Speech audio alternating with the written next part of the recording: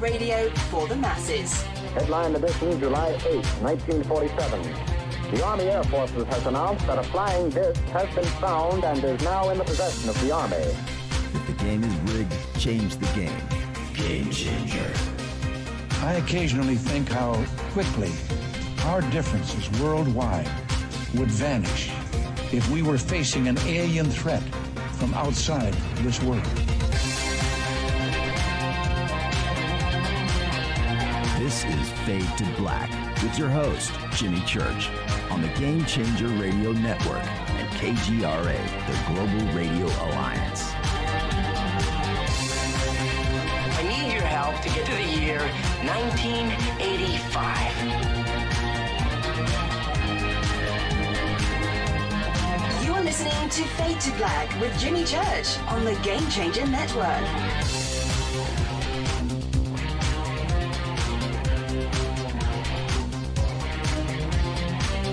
Good evening.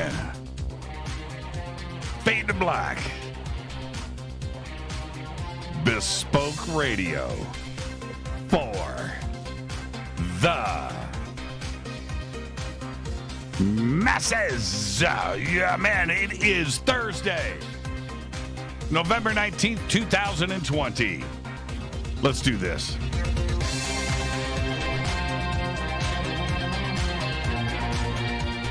$324 days into the new year. Just 42 days left. We are live from a bunker somewhere in the middle of beautiful downtown Burbank, California. And I would like to welcome everybody listening all around the world, all across the United States. Hither and thither, to and fro, back and forth, up and down, east and west, north and south, far and near. This is Fade to Black for KJCR, the Game Changer Network, and KGRA, the planet. I'm your host, Jimmy Church. What is cracking, everybody? How you doing? How you doing? Tonight's Thursday. I saw the tweet. How many of you thought it was Friday? It's my Friday. IPD. All right. Open lines all night long. Now, I promised last night, the call-in number is 747-228-2051. I promised last night that tonight, during the broadcast tonight, we would have a huge announcement. And I want to address that. We're going to do that at the bottom of the hour, so get ready. But we all have a bucket list. All right? I've had a few I didn't quite get to. I mean, when you're growing up, right? And so, like, I remember I was probably around 10 years old talking to my friends, and my dream was to have my own island, to be the king of my own island, my own laws, my own thing, and it was kind of weird and positive, though. It was positive. Like, everybody's just going to have mini bikes. We're going to have mini bike trails. But anyway, so there was that. And then, you grow up a little bit. I'm about 15. Still had the king of my own island on my bucket list. But I remember I would make it illegal. I used to say this to my friends. Anybody that knew me back then used to say it all the time. I would make it illegal not to smoke pot. That was my bucket list at 15. So obviously I never got to that. But we have bucket list. We have things that we want to do and things, right? We have a bucket list. Well, tonight, we're going to announce the checking off of a bucket list at the bottom of the hour. Okay? Yep.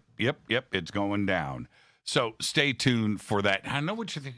What could it be? I know what I guarantee, doesn't matter. Young, old, male, female, whatever background, whoever you are, You're going to go, dang. Right on. Yeah, it's that cool. Okay, so we're going to do that at the bottom of the hour. And before we get there, I want everybody to know that this show is run by sponsors. Been doing this now for 8 years. Has it been? It's 20, yeah, wow, okay. Sponsors. And most of our sponsors have been with us for a very, very long time. I need you to visit all of our sponsors. That's how we keep the lights on, okay? So please visit all of our sponsors. If you go over to jimmychurchradio.com, see all those really cool animated advertisements. Not the advertisements you see, the ads you see. No, those are our sponsors, and those are our ads. And we don't run that. That's it. Go to jimmychurchradio.com. Visit them all, right? Please, please, please visit our sponsors. They work really, really hard, and they believe in everything in this show, and they love, and I mean love, the Fadernauts. Okay? All right. Please visit all of our sponsors right now. And I'm going to get straight to it tonight. I've got a lot to talk about. And so please get over to jimmychurchradio.com, visit our sponsors. If you're watching the video right now on YouTube, there's a description box below. All of our links are there, how to get to the website, Facebook, Twitter. Go and click on all of those. Get over there. You can see our sponsors, and there you go. We'll make it easy on you. All right? Follow me on Twitter at JChurchRadio. Okay? Follow me. Mel Brooks. Cassandra, that's cool. That's cool. Mandatory pot smoking. We're good now. I know. That was it. That was, sitting around with my friends. Yeah, man, I'm going to make it illegal not to smoke pot. How cool would that be, man? I mean, our own island, man. We could play Black Sabbath all day long and Van Halen and smoke weed. Yeah, that was it. That was still not out. It could happen. Kinda. It could, maybe. Hit that lotto. Follow me on Twitter at JChurchRadio. Hashtag F2B is the sandbox. Hashtag F2BQ. Fade to Black questions. And like IPD right now just posted in Fade to Black questions. Fader poll. How many people have had a hard time believing it was Thursday and thought it was Friday? Right? That's what you do. You post questions right there. I'll read them on the air. Okay? Let's get to the breaking news. An 18-acre radar telescope at Arecibo Observatory, Puerto Rico. It cannot be salvaged. I posted all the breaking news about this today. Broken hearts everywhere, including my own. I just watched Contact 2 nights ago. 2 nights ago. Not last night, but 2 nights ago. Rita and I watched the entire film, scene for scene, talked about this and that. The Elisa's ADATs, that was cool. Talked about all the scenes. Matthew McConaughey, just talking about, went beginning to end, front to back. Did all of that. Arecibo. Unbelievable. One of the big stars of the film, probably bigger than Matthew McConaughey. He's thinking about running for governor of Texas, by the way. But it can't be salvaged. It was damaged by broken cables. I talked about that. 2 different separate events, and it will be demolished. All of this announced today by the National Science Foundation. The damage from the cable breaks in August and early November had left the radar dish and surrounding structures unsafe and subject to further collapse at any time. That's it. It's over.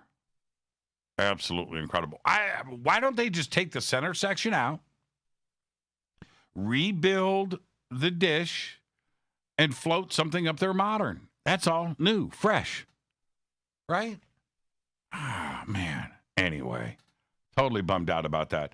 Yesterday, U.S. regulators cleared the Boeing 737 MAX to return to the skies, ending its 20-month grounding after two fatal crashes that killed 346 people in 2018 and 2019.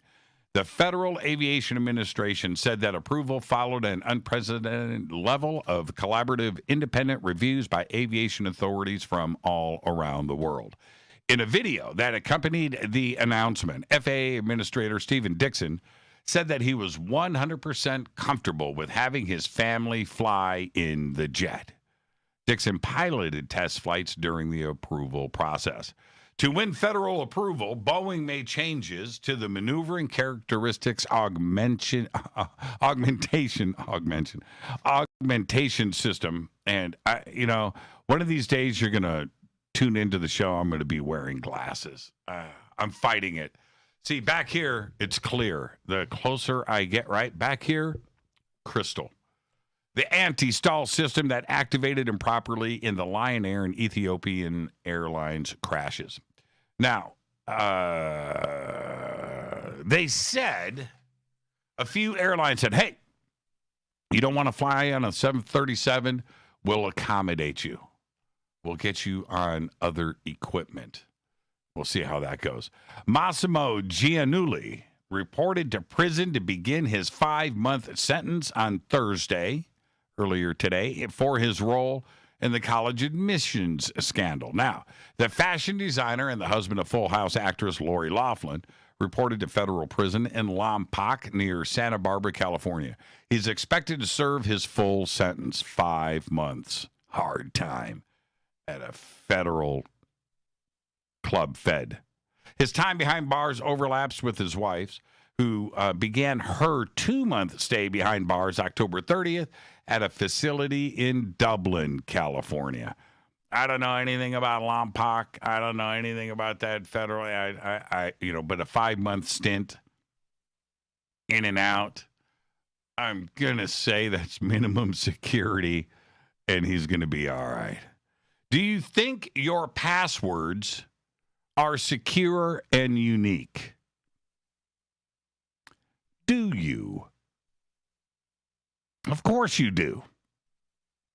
Right? You think you're smart. I always think about that scene in Spaceballs. What is your password? 1, 2, 3, 4, 5. Rick Moranis. What kind of idiot uses 1, 2, 3, 4, 5? Remember that? Okay. Well, the company NordPass looked at a database with 275,699,516 passwords. And here they are, the top 10 passwords in 2020. Are you ready? Number 10, Senha. S-E-N-H-A. Senha, which means password in Portuguese. Number 9, 1, 2, 3, 4, 5, 6, 7, 8, 9, 0. Number 8, 1, 2, 3, 4, 5. Number 7, 1, 2, 3, 1, 2, 3. Number 6, 1, 1, 1, 1, 1, 1. Number 5, 1, 2, 3, 4, 5, 6, 7, 8. Number 4, password. Number 3, picture 1. Right, number 3. A lot of people are using picture 1. Number 2, 1, 2, 3, 4, 5, 6, 7, 8, 9. And the number 1 used password in the United States in 2020 is 1, 2, 3, 4, 5, 6. Now, NordPass says that, especially with this top 10, or there's a lot of others, but this top 10, you can be cracked in under 10 seconds. Better be changing your passwords. They're not going to get to mine. Mine are too good. Mine are ingenious. Let's get the show cracking. Happy birthday to today. Just talked about Arecibo. Today, Jodie Foster is 58 years old. That's right. Her birthday is on the day they announced Arecibo is being torn down. Larry King today is 87, OG late night UFO host.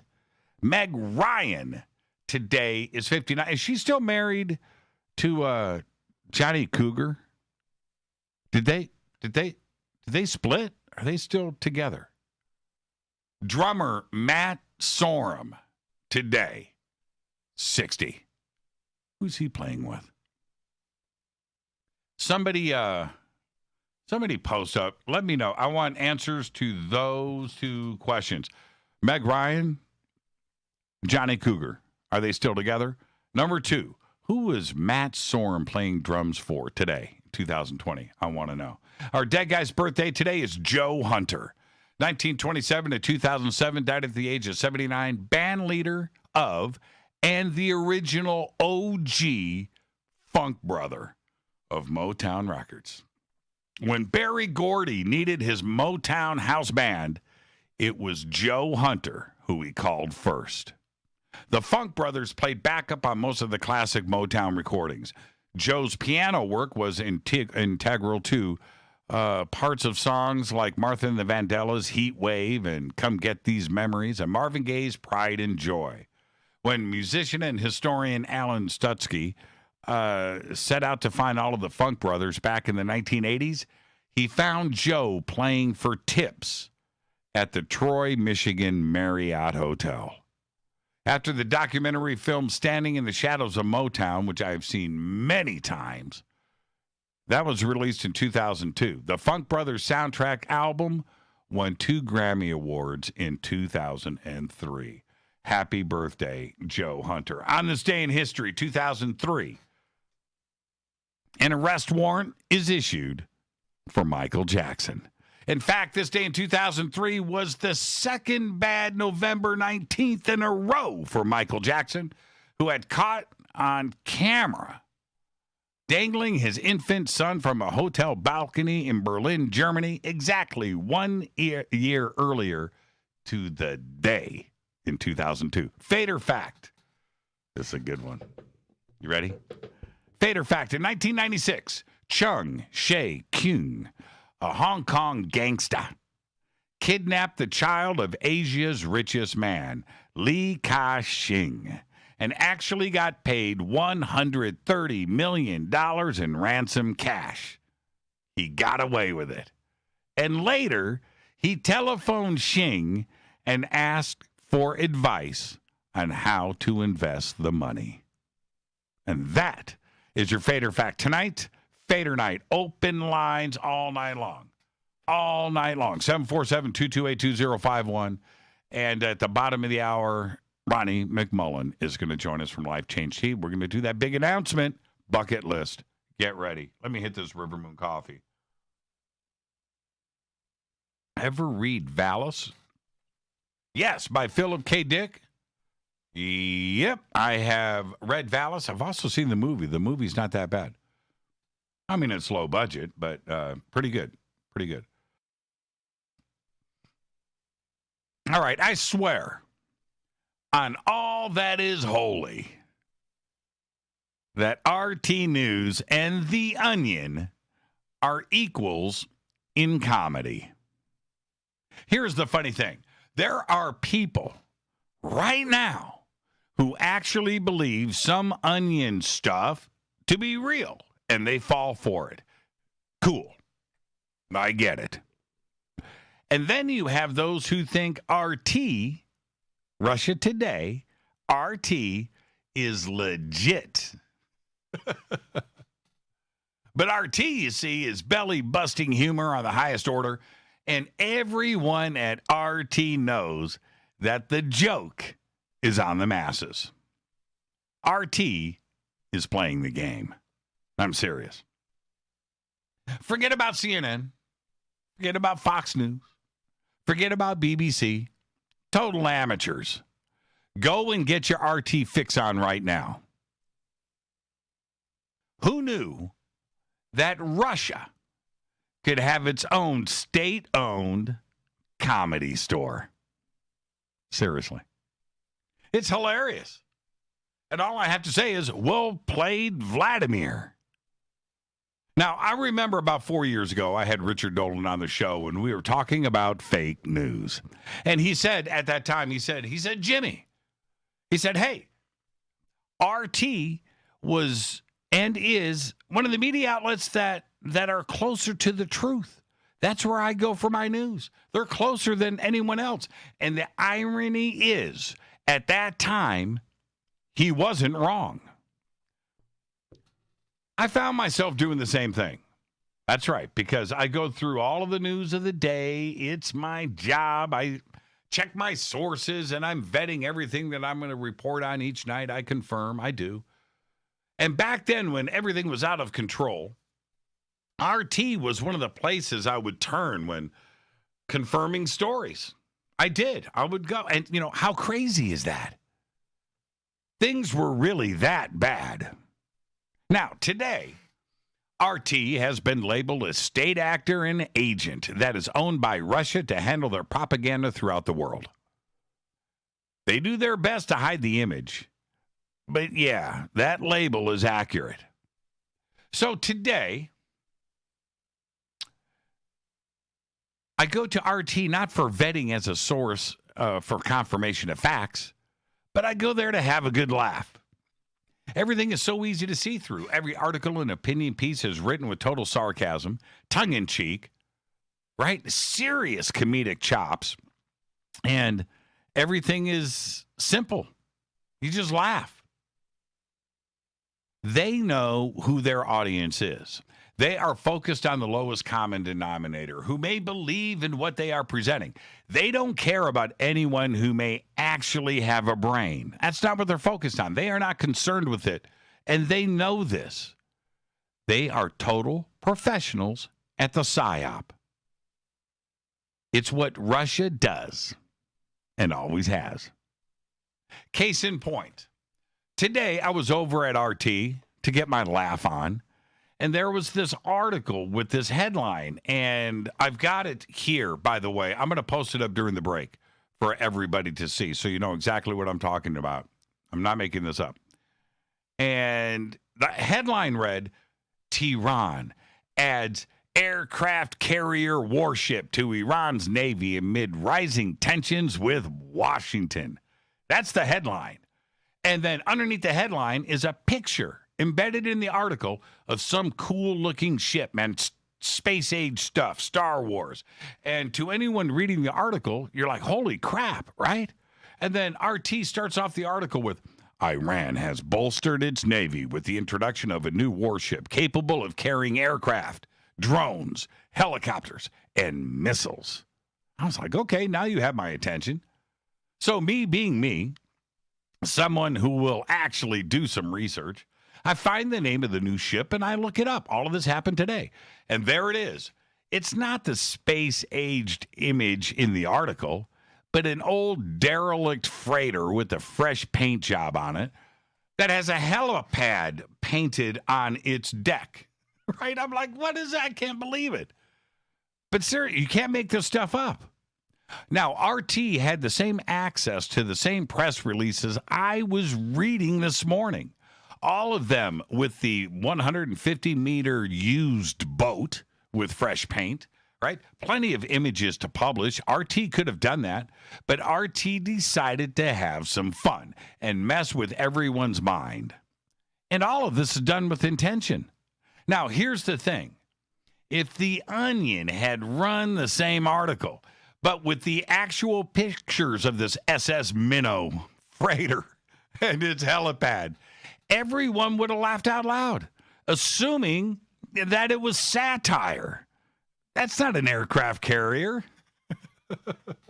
That's a boat that's about to sink. This is the world that we live in today. We seriously don't know what's real and what's not. RT did it. And right before showtime, right before showtime. It's right here. It's still up. Tehran adds aircraft carrier warship to Iran's Navy amid rising tensions with Washington. That's the picture they're running. Unbelievable. RT should bear some responsibility and, just a little bit trying to present the facts and images that support them. They know this, but they don't care. You would think that in today's atmosphere, with every news media platform accused of spreading fake news, that everyone would be careful not to get caught, that reputations are on the line. With RT, in fact, it's just the opposite. Their news directors, their editors, their graphics division want to distort the truth. It's their job. They work for Mother Russia. Vladimir is laughing just as hard as I am. I guarantee it. You want to see 1984 in action? Well, you can. Just go to RT right now. Go there today. Russia Today. Go there today. Check it out and laugh out loud along with Putin because he gets it. Seriously. I'm your host, Jimmy Church. This is Fade to Black. What a great night. It is Thursday, which means it's Fadernight, which means it's open lines all night long. When we come back after this short break, Ronnie McMullen is here from Life Change Tea, and he's going to join me with this huge bucket list announcement. Follow me on Twitter at JChurchRadio. It's right there. Hashtag F2B is the sandbox. 2 chat rooms open. Spreaker, KGRA The Planet. Hello to everybody on YouTube. How you doing? Facebook, how you doing? Bunker Cam, how you doing? TalkStream Live, KGRA. Tune in. I'll be right back. Stay with us.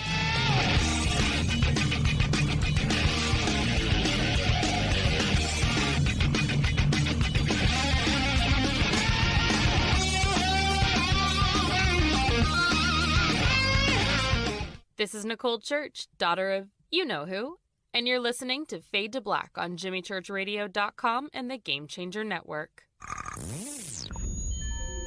You're listening to Jimmy Church, Fade to Black. Fade to Black will now pause for alien identification. The station that talks the net. KGRA Radio. Introducing the Game Changer blend from River Moon Coffee that delivers a customized blend made specifically for the Fadernauts. If the game is rigged, change the game. It's a bolder cup with some bite. Game Changer is the coffee of choice for those that prefer an organic dark roast that is slightly lighter and milder, but it's still dark. With wild notes of pecans and chocolate with a rich, balanced, full-bodied cup that is roasted to perfection for a great coffee to start your day, as an after-dinner coffee or anywhere in between. Artisan, small batch roasted to perfection. USDA certified organic, all River Moon coffee is freshly roasted and packaged in the USA. Just go to rivermooncoffee.com or click on the banners over on our site and use the promo code F2BBLEND for 15% off of your order today. rivermooncoffee.com. Go Beckley Teppy. This is the only way forward. This is Fade to Black. Make contact. KGRARadio.com. This is Jimmy Church of Fade to Black, and you can get our podcast for just $2 per month. All you have to do is click on the podcast banner over at jimmychurchradio.com. Hi, folks. It's troubling times, and fear is pushing emotions, which in turn pushes health the wrong direction. Do you ever get an ache because life is uneasy? Try Life Change Tea at getthetea.com. Life Change Tea works on your digestive tract, helping to move food through quicker and comfortably so your health is spot on. Life Change Tea may not help with world issues, but it will help with your digestive issues. A glass a day helps keep the intruders away. So, change your life today. Log on to getthetea.com. That's getthetea.com. If your health game is off, get on by ordering Life Change Tea. Getthetea.com. And while you're on our site, look around at the great non-GMO organic supplements. And if you're a sales shopper, go to our specials page and see what's for you.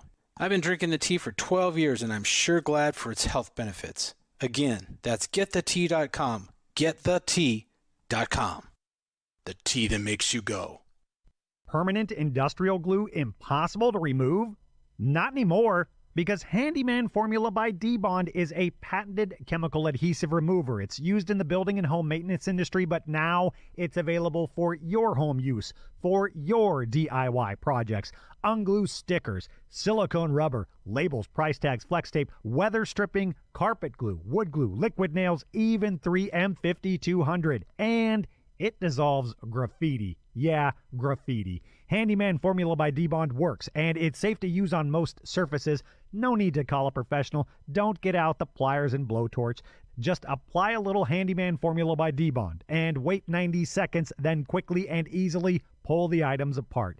Get unstuck. Visit dbondhandymanformula.com. That's dbondhandymanformula.com or call 561-575-4200. Handyman Formula by D-Bond. 9 out of 10 geneticists agree. Fade to Black is not your father's radio show on the Game Changer Radio Network and KGRA, The Planet. Hi, this is Rob Reiner from Anvil, and you're listening to JimmyChurchRadio.com. What's up? I'm Chris. What up? This is Kyle Massey, and you're listening to Jimmy Church Radio.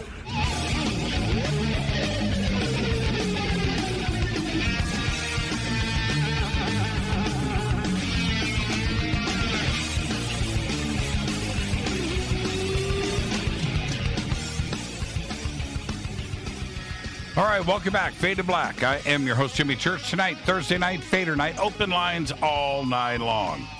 We're going to open up the phone lines at the top of the hour. Everybody relax, because right now, Ronnie McMullen from Life Change Tea is here. And tonight, Ronnie McMullen is my best friend. That's right. Ronnie, how you doing, man? I'm good, Jimmy. How you doing? Oh, man. Give it to me again. How you doing? I like that. How you doing? I like that, man. I like that. And so, Ronnie, listen, I know this, I've hyped this up, but I haven't hyped it up enough. And I'm a pretty good hype man. I really am. But last night I announced on the show, I said, hey, tomorrow night, big announcement, a big bucket list announcement is going to go down tomorrow night. I want everybody to tune in and hear this. And I am going to, Ronnie, I'm going to give you the honors. What is going on? Everybody wants to know. Well, I hope they're ready for this. First of all, everybody, I think all the Fadernauts know that I have sponsored a race car, a off-road vehicle that is very fast, and we are winners. We just won Best in the Desert for 2020, and it's kind of in our driver, Connor McMullen, is a 20-year-old, one of the fastest guys in automotive racing when it comes to off-road. And I just thought we do a lot of stuff together, Jimmy, and I just thought, well, it might be cool to extend the racing a little further than normal. So last year in December, Rage at the River in Laughlin, Nevada, I rode in the car for the first time ever. We caught so much air on one of the jumps that you literally could walk underneath the car. So over 6 foot in the air, probably closer to 7, and hitting very, very fast speeds. And I was glad he was driving and not me. I couldn't see squat doo-doo. So anyway, it was really a rush. And this car that we're racing has, it's either an LS1 or LS2, but basically the Corvette V8. And it runs about 500, I think it's 535 horsepower, so it's a mover. But it's a very interesting car, and it has 3 seats. It has obviously the 2 in the front and 1 in the back that's centered over the drive line. And I just thought it might be kind of cool, since I've been asked to ride again this year, which is December. It might be cool to just get my buddy Jimmy Church in the back seat. So that's what we're doing, except it's not going to be in Laughlin because of the COVID issue, which we won't even go there, but it has been canceled, but it's been moved to Primm, Nevada, which is right on the border of California and Nevada. And we're going to be racing, Jimmy, and it's pretty exciting. This isn't just the sportsman's race, which is kind of a little fun race. This is actually a race. And a race. And so I am getting chills just hearing you say it again. I've had about 24 hours now to and accept this. I've gone to so many Indy 500s. I've been to racetracks all across the country, racing, Indianapolis and everything. It's in my blood. I've been a fan, and always wondered what it would be like, right, to put on a suit, a driving suit, and strap on the helmet with the communications gear, and get in one of these vehicles and go for it. But the opportunities to do that in real life and race, it's just not there for anybody. And I am going to be doing this December 11th, December 10th. And through to the 12th, we are going to be. How great is this right now? I want everybody to understand. Conor McGregor was the championship last year. He's the driver. Ronnie's going to be in front. I'm sitting in the middle in the back. And then I figured it out how I got picked. You needed extra weight in the back. You needed that extra tire grip, and you're like, we need a big fat dude that we can strap in the back of the car so we can get some more grip. And you guys sat around, and how about that church dude? How about that church guy? Well, let's give him a call. Let's see if he's crazy. I don't think that's how it went. Connor McMullen, myself, and Kevin, the owner of the car, I just said, you know what? I think this would be fun to have him, and I think some of his listeners might want to watch this race and come see Jimmy, and so I just said this would be kind of cool. And there's a lot of people. Oh, it's beyond kind of cool. It's beyond cool. Well, you're really going to think that when the horsepower goes, when he comes off the line, that's when all of a sudden your whole world changes. And I mean, I've been in fast cars my whole life, and this is like, oh my! Yeah, I mean, I just almost started screaming, "Wah!" You know, right. So Thursday night, we're gonna do the test drive on the track. Register, the gear and all of that. And then we do a test run on the track at 35 miles an hour. But Friday's the big day. That's qualifications. And I can't believe that, man. It's blowing my mind. And then qualify. And then Saturday Saturday we race. This is nuts, man. This is nuts. Saturday we race. Now, tell me how this works. Thursday night, Friday night is one thing, but how do you sleep the night before the race? You know, it was funny because I told Kevin, the owner of the car, and I said, Kevin, I raced last year, and I said, I've got the heebie-jeebies again. He goes, and you will. I said, why have I got the heebie-jeebies? I know the car, and trusting Connor, you may not trust Connor, but once you drive that track, and the speeds he does and does how he drives, mind-blowing. I'm glad he drove and not me. So anyway, he says, somebody else is driving. You're in a fast car. You don't do it all the time. You're going to have the heebie-jeebies. Now, he says, but they go away immediately. What if we win? What if we podium? Do I get to go up and spray champagne and get stupid? If we got podium, we might. That might be a truth. Oh, yeah, man. Here's the thing, Connor. We won the championship for best in the desert. I mean, he's a winner, and I'm not trying to just be like all boastful or anything. Mm-hmm. It's just mind blowing to see a 20-year-old kid be a winner, and he's been in off-road racing since he was 5, so he has a lot of hours under his belt. But I think I got to just say this. When you meet Connor, and obviously you're gonna meet him and be able to hang out a little bit with him, but when you see him, he's not one of these guys that wins and goes and puffs his chest out. He shakes hands, how you doing? Good race, and he races with the big boys. In fact, on this race, we will be racing with 6100s, trophy trucks, and Class 1 cars. So these cars are fast. These are very fast cars. And I find it to be an honor. Oh, it's a huge honor. And I am just so excited for this. And we have just announced this, to the Fadernauts and stuff. And we are in the middle of this pandemic, but is it possible for some of the Fadernauts to come out and watch the race? Yes. Okay. Yes. You go to Prim.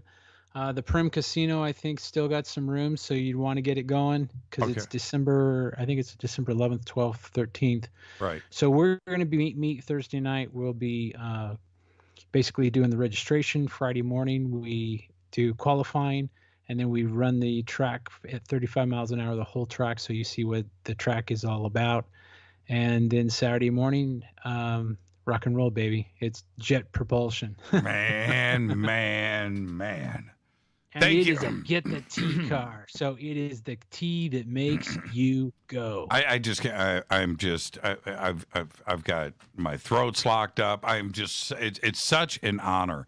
And this is bucket list material. There's no question about that. And I can't wait. And Rita is so excited. She was yesterday, before we move on, she was listening to you and I talk, right? And of course I hung up, and the last thing I said to Ronnie, everybody yesterday was, okay, I got to go get, permission. Right? and Rita was like, let's go, let's do this. It's going to be great. And that was it. I called Ronnie back. I said, okay, wow, we're in. So that's it. I am so excited about this. So we will continue to make announcements for everybody. And as I get information for all of you, how and where to go to see the race, I will get it out to everybody. And we got to get Connor on the show before the race, for maybe 10, 15 minutes and introduce him to everybody. And I know he's a humble guy, but he's a rock star. And I would like everybody to meet him, too, as well. So there you go. Thank you so much, Ronnie. This is a big, big deal. I cannot wait. Yeah, it's going to be fun, and it'll definitely it'll be rooted in your memory bank, that's for sure. Now, I have a GoPro. Can I mount that to my helmet? I don't know. Maybe there's cameras in the car. I know that. Yeah. Okay. I got the whole rig. I just thought about that. Okay. Yeah. All right. Now, from the big announcement and the great fun news, and I appreciate everybody's stuff that they're posting right now on Twitter. One more that's thing really to know funny. Is this is all going to happen as long as they don't cancel the race for COVID. Yeah, I know. So that is a possibility, but so far it's a go. But we were a go 2 days ago, and then all of a sudden we canceled. It was like, oh, we didn't cancel, but they canceled. Right. So hopefully we don't get that going on. But other than that, it'll be in Prim, Nevada. I think it's called the Prim Casino if you're wanting to get rooms to stay over. But it's going to be something else. Yeah, I earlier this year, it was like back in March, I think, February, March, we were driving to Vegas, Rita and I, and we drove by the off-road there in Prim. I think you were there, right? Mm-hmm. Mm-hmm. And we were watching the trucks race and saw the whole setup and the tents and everything. It was a pretty big event, and it's just funny that the universe works the way that it does. And here we are in December. I'm going to go out there and strap into a seat with Ronnie McMullen in front of me, Connor McMullen to my left, and here we go. It's going to be great. It's going to be great. Okay, this is the deal. Ronnie, I've stopped reporting it. I'm talking about coronavirus. I just stopped. The numbers are just too shocking, depressing. They shake you into a belief system that you just can't comprehend, right? That this is the reality. And the numbers that have been reported over the last 10 days have absolutely skyrocketed and gone through the roof. I mean, and you look at the graphs, you look at the charts, and you see it's not just the United States, it's all around the world. Russia just crossed 2 million cases today. You remember when we crossed 1 million and we just thought, you know, how enormous that was. Russia did 2 million today. And we are over 12 million here in the United States. We're pushing 200,000 new cases a day with 2,000 deaths per day. And every day you go and look at the coronavirus numbers, and they creep up depending on when you check the charts. But it's about 1 million a day. It's been averaging 700,000. But depending on the overlap, you're looking at the numbers, you know, crank up. It's another million. And there's the best thing you can do besides wear a mask is be prepared with your immune system. There's no other way to speak about this, is there? Well, for me, I have a different view on coronavirus, which I won't share, but long and the short of it is, if your immunity is sitting pretty, and this is a fact, I'm not scared of coronavirus at all. So, and the reason I'm not is I do a lot of study on stuff like this, but on top of that, I know that if like for me, I take Allison Advance every single day. I don't miss. And am I sick? No. Am I going to get sick? No. I mean, is it possible? Yes, it is possible. But it's possible for me to get a flu. It's possible for me to get a cold. It's possible for me to get so many other things. And so for me, as long as I keep the immune system at its best level, which is taking Allison Advance in multiple things. If you're taking your minerals, you're drinking lots of water, you're exercising, I can go on down the road. All of that helps your immune system. If you're sitting around eating pizza and Twinkies and you don't take any supplements and you don't exercise, your immune system is threatened. And of course, with the water and the air quality the way it is, and on top of everything else in the world. And just so you know what else takes your immunity down? Stress. Mm-hmm. And is it a stressful time right now with all the businesses going belly up, the lockdowns going down? And we're not talking about smart lockdowns. We're talking about stupid ones. We're talking about we're going to wear masks inside of our house. Well, not this man. So, you know, do the science, but the biggest thing is doesn't matter which way you go. You like to wear masks, you don't like to wear masks. You should like to keep your immunity up. Keep your immunity up and things will be well for you. So if you have secondary problems and you're a little more worried, go back to your immunity system again, because you can rebuild that immunity. The body heals itself. It just needs some love. And to me, get the tea and the products that we have, and they're very quality because they're organic, they're non-GMO, and they're made to work. So this is not to worry. And if you bring your stress down, your immune system's going to help come up. So it's all good stuff. Now, over on your specials page, you have the Immune Builder package, and you've got that on special right now for $104. What's in this package? Let's start here. I knew you were going to ask me that because it's not on the front page. So let me check real quick. I think we were talking about the Immune Builder, which has sockeye salmon in it, if I remember right. And And you've got one bottle of the sockeye salmon, Yes. which is wild Alaskan salmon, right? Yes. And you've got Life Change tea, of course, the AT bag, Bioastin. and Bioastin, and a book to tell you what natural astaxanthin does. And if you start right there, if you're not doing anything right now, right, and you need to start working, this is one of the best ways to start on building your immune system up, isn't it? Yes. And if you go to my front page, I've also got another immune builder that's really kind of cool, and it's also on sale. People like sales. So it's called the Winter Health Boost. I was going there next. Okay, so so immune builder. I would immune builder, because you can do both of these packages, and there's a reason why for that. Right now, this spike that we're seeing, and there's no end in sight right now with coronavirus and flus and colds and everything else that goes on during the winter months. You've got the Winter Health Boost to supplement everything else that you are doing as we head into the end of November, December, January, and February. What's in the Winter Health Boost? Well, Heart Love is. And people go, oh, well, I don't really need anything for my heart. Well, hold on a second. What is inside Heart Love? And there's a reason I put this as the Winter Health Boost. What is inside Heart Love is Allison. Bing, bing, bing, bing, bing, bing, bing.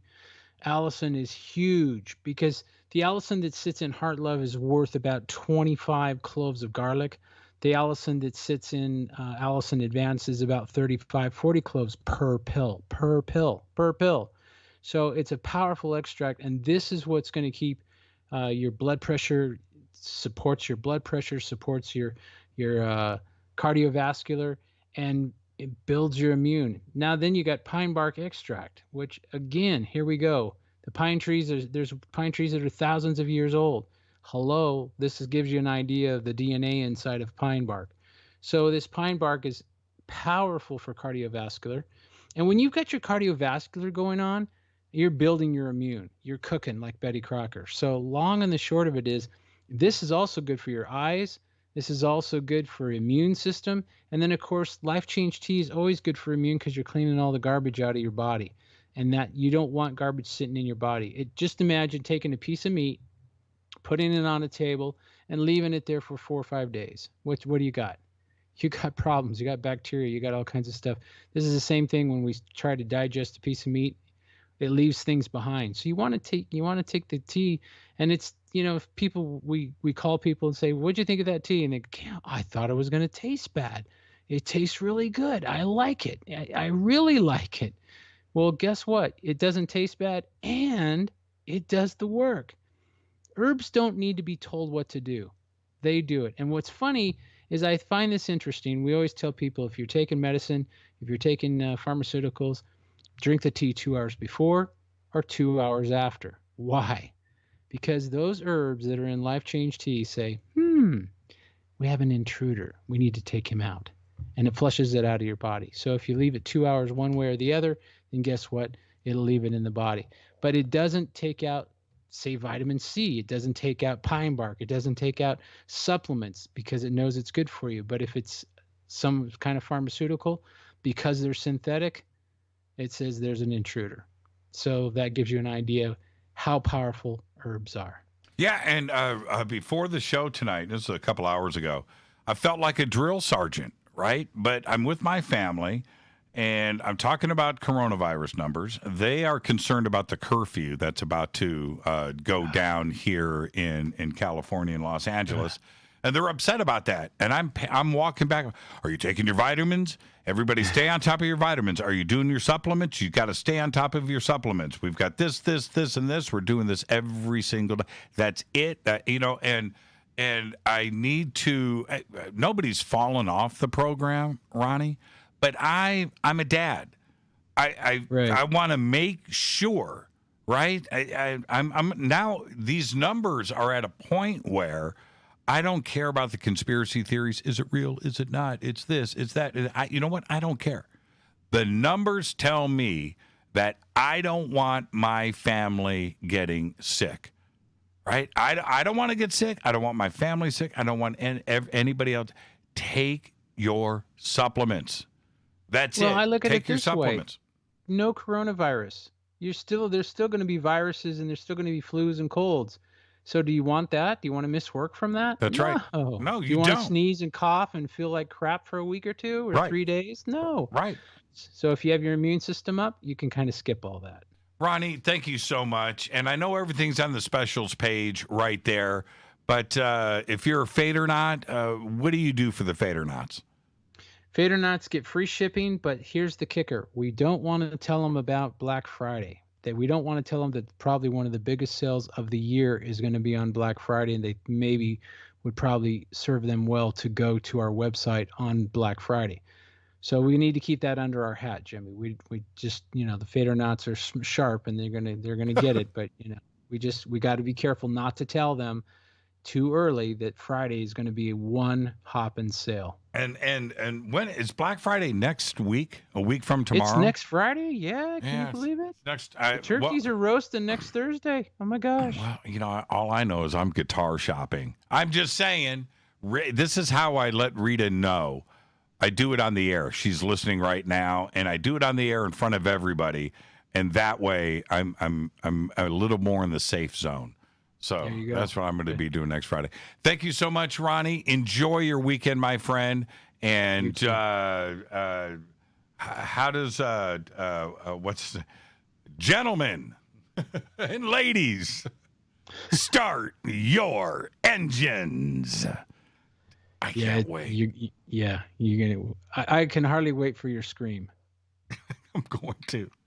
I'll get the scream out during qualifying. I'll be cool for race day. I'm talking all that long smack right now. I'll be just fine. Ronnie, thank you so much. Enjoy your weekend, man. You're the absolute very best. Have a good one. See you later, Fadernauts. Ronnie McMullen, Life Change Tea. Promo code Fader. Head over now. You do want to get your immune system where it needs to be. All right. I'm going to head out. Short break. I'm going to come back to your phone calls because it's Thursday night. It is Fader Night. 747-228-2051. Stay with me. I'll be right back.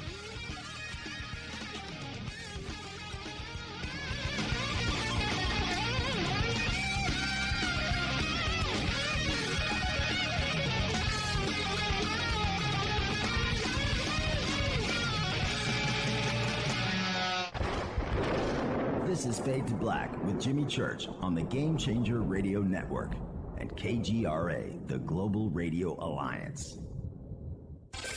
This is KGRA Digital Broadcasting Station, Salt Lake City, Utah, Van Buren, Arkansas. Hello, my name is Billy Carson, and I am a best-selling author and the founder of ForbiddenKnowledge.tv. Together with my team, we have built an all-new conscious streaming TV platform designed with every family member in mind. If you have ever wanted to travel the world and attend lectures and workshops from your favorite speakers but weren't able to, look no further. ForbiddenKnowledge.tv. There are dozens of workshops and lectures from speakers you know and love.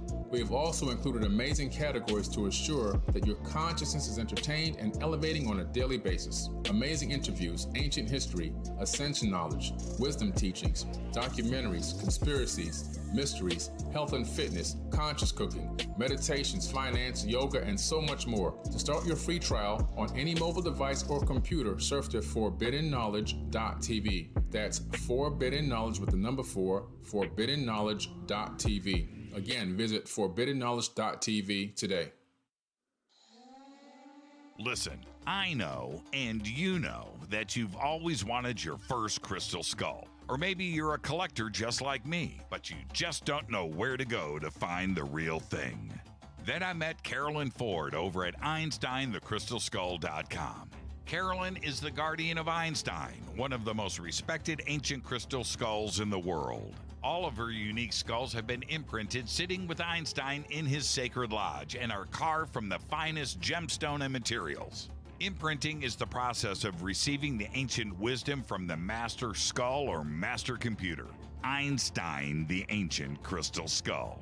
To see Carolyn's current collection of crystal skulls, just visit her store at EinsteinTheCrystalSkull.com or click on the banner over on our site. Don't forget to use the promo code Jimmy at checkout to receive 10% off of your order today. That's promo code Jimmy. Finding your first or next crystal skull is easy. Just visit EinsteinTheCrystalSkull.com.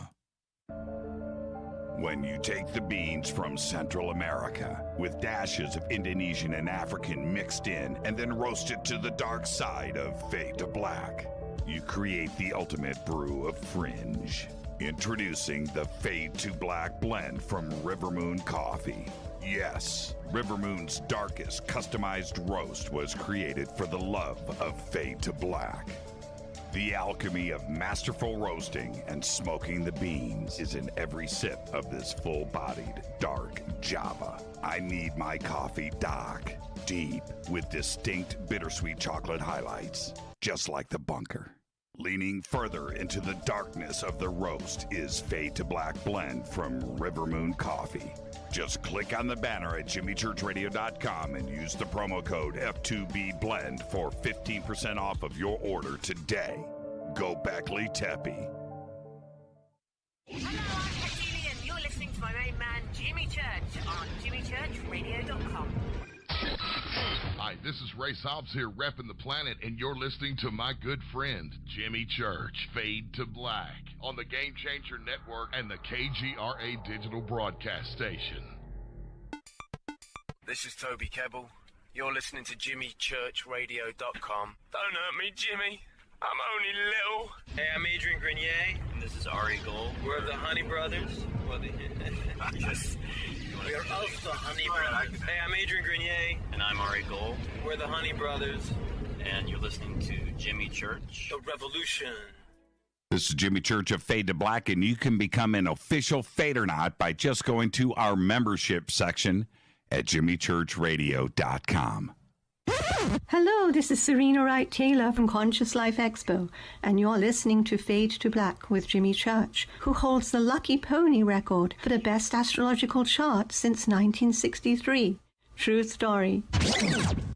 This is Micah Hanks of the Gralien Report, and you're listening to Jimmy Church on Fade to Black, across the globe on the Game Changer Radio Network and the one and only KGRA Radio, The Planet.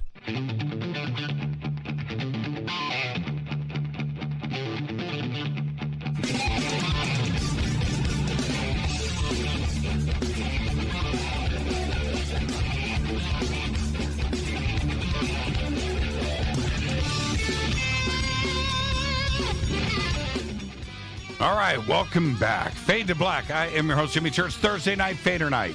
Phone lines are open. 747-228-2051. 747-228-2051. And, yeah, I mean, this is the best night of the week, and I look forward to Fader Night so much. And it's all about UFOs and conspiracy and time travel and lost history and the supernatural and the paranormal. And I say it all the time. This has become one of the great nights in all of talk radio. And if you think back to what we did on this show this week, this week on Fade to Black, and it was absolute Dave Schrader, right? A mind-blowing show with Dave Schrader. Last night with Stephen Bassett on this show was absolutely incredible. And I can't, Rick Delano on Tuesday night, absolutely incredible. I'm bringing in calls, and I haven't stopped. So when you hear me and you get put on hold, just stay right there. But just incredible. And then you go through having 3 nights of incredible talk radio like that to just wind up the week with Fader Night. It's perfect. It's perfection. And that's why Thursday night not only is my favorite night of the week, because I get to hang out with all of you, of course, but it's the way to wrap up the week that was already amazing. It has become truly one of the great nights in all of talk radio. So with that, let's see who's up first. Hi, you're live on Fade to Black. Who's calling? Hey, Jimmy, it's Heather from Mansfield. Hey, Heather from Mansfield. How are you tonight? I am great. How are you? I am. Well, that's a stupid question. It's Thursday night. What's cracking, Heather? I tell you. Oh, hey, congratulations on your soon-to-be Days of Thunder. Yeah, I know. That's cool. Yeah, that's exactly what it is. You know, and I can't wait. See, this is the thing. I mean, for me, and the race and the qualifications and all of that. But standing there with Connor and Ronnie, we're going to have our racing suits on and the helmets and taking pictures in front of the truck that I will be able to look at later, you know, a year from now, 2 years from now, and go, man, that actually happened, right? Oh, man, cool. I just, I'm picturing it now. I hope I don't blow it, right? But no, it'll be awesome. You know, it's going to be, awesome. It's going to be great. Yeah, it is. I'm thinking, do I go? Because I know that they're going to have a racing suit for me, right? Driver's thing. But or do I just go and get like a Ferrari racing suit and get my name embroidered on it?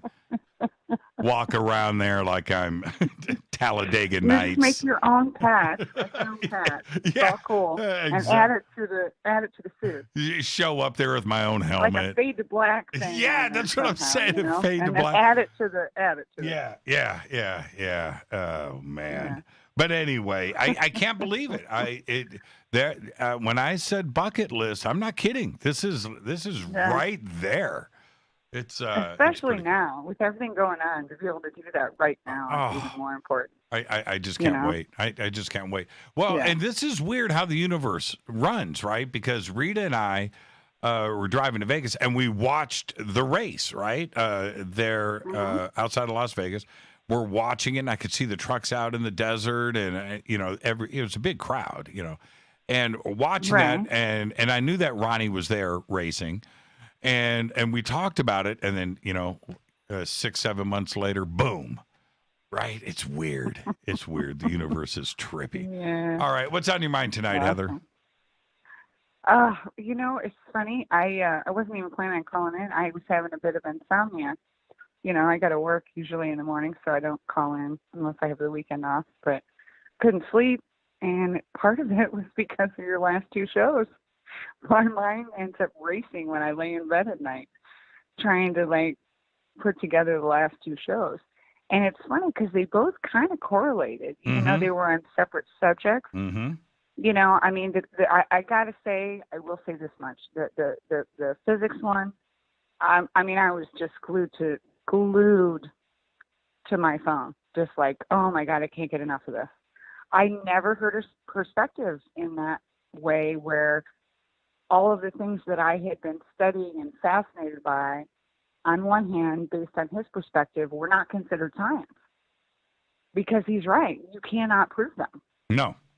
There is nothing to quantitatively prove them. Right. And I thought, wow, I never thought of it that way. It's very pseudoscience in a sense. There's math involved that is solid, but you can't quantitatively prove it with the scientific method. You can't. A lot of it you can't. And this is okay, look, I am such a fan of physics and I study it so much and I realize that a lot of it is on faith, right? It's just short of religion. But this is I'm not poo-pooing on physics, okay? But I've always got a but. But when you look at these images from CERN, right, and you look at this picture, and I was watching, there's 2 or 3 brand new CERN documentaries that are out right now that are incredible. So anyway, and you're looking at this photon camera that's taking pictures at the instant that these particles are colliding, right, and they're exploding and they're going in different arches, and they're just orange, or yellow. And they're going, see, this is a reverse direction quark, and this is a boson over here. And I'm like, how do you know that? You don't know that. What, from that picture? You're telling me Come on, man. It's a cool picture. I'm glad you guys are colliding at the speed of light, and that's really great stuff in science, and I love it. But don't tell me you know exactly what particles are in that picture. No. Right. No. Well, the thing about it, though, is if you think about it, okay, so we've been listening, or, you and I, at least, and many of your listeners, I'm sure, study physics and quantum physics and astrophysics and just are just fascinated by it because it correlates to the ET thing, and it correlates to why we're here and how we exist and how the universe was formed. Yes. But we hear all these theories and they're like, wow, that makes sense. I totally buy into that. And there's no facts. And I never really thought about that because I kind of took these scientists at their word that they're the experts and they know the math and they know what they're talking about. So I have to have faith in what they're saying, even though I don't understand it because, like you said, I don't understand the equations. I could possibly never understand the equations. I have to take their interpretation of the equations and I have to understand what they're trying to say to me. And I'm like, okay, this makes sense. And this correlates to this, and this correlates to, old, hermetic principles and this and that. And I'm like, okay, we're getting somewhere. I think we might have a theory of the universe. We're getting close to how it all is, And then you realize, wait a minute, this is all theory. It is. Look. This is the hardest out of all of it. This is the hardest thing to wrap your mind around, right? But, Sean Carroll, Brian Greene, Neil deGrasse, Lawrence Krauss, Michio Kaku, right, will look you dead in the eye and go, yep, now the second that you observe something, immediately it is every version of it is now existing in another universe. Correct. Wait. Stop for a second. You're looking at me. So at that instant, there is infinite me. Yes, absolutely. Every decision that you make exists in another universe right now. Wait a minute. And, yeah, you had chicken soup today, but in another universe, you had a grilled cheese sandwich. And another one you didn't eat at all. And in another, say, you so want me to? Every single decision, there are multiple decisions that you could make right now, universe for every decision that you make. And all you have to do, but here's the kicker: all of it happens by looking at something. Right. Observing well, if I'm not looking at those, then they don't exist, correct? That's all you got to do. Observe it. Observe. You look at something, and that's the whole Schrodinger's cat. So they don't exist. Right. That's the whole it's Schrodinger's. It's not even a possibility because I can't see them. It's, It contradicts what they're even saying. But they are so dead to rights serious. Right. Oh, the math. The math says.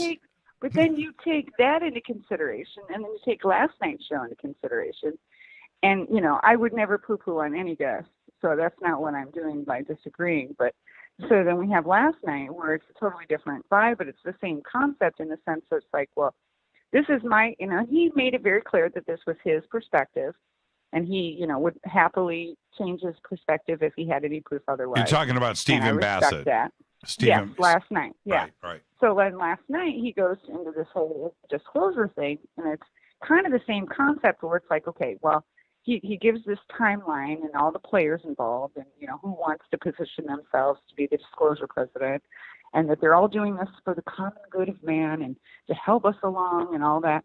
And all I kept thinking the whole time was, I'm like, okay, first of all, why are we assuming that this is always for the common good? Because basically, if we, from this community, in our perspective, for the most part, I think most people would agree with me that, they initially kept it a secret for national security purposes and then got so involved in it that they couldn't not tell, and they couldn't tell.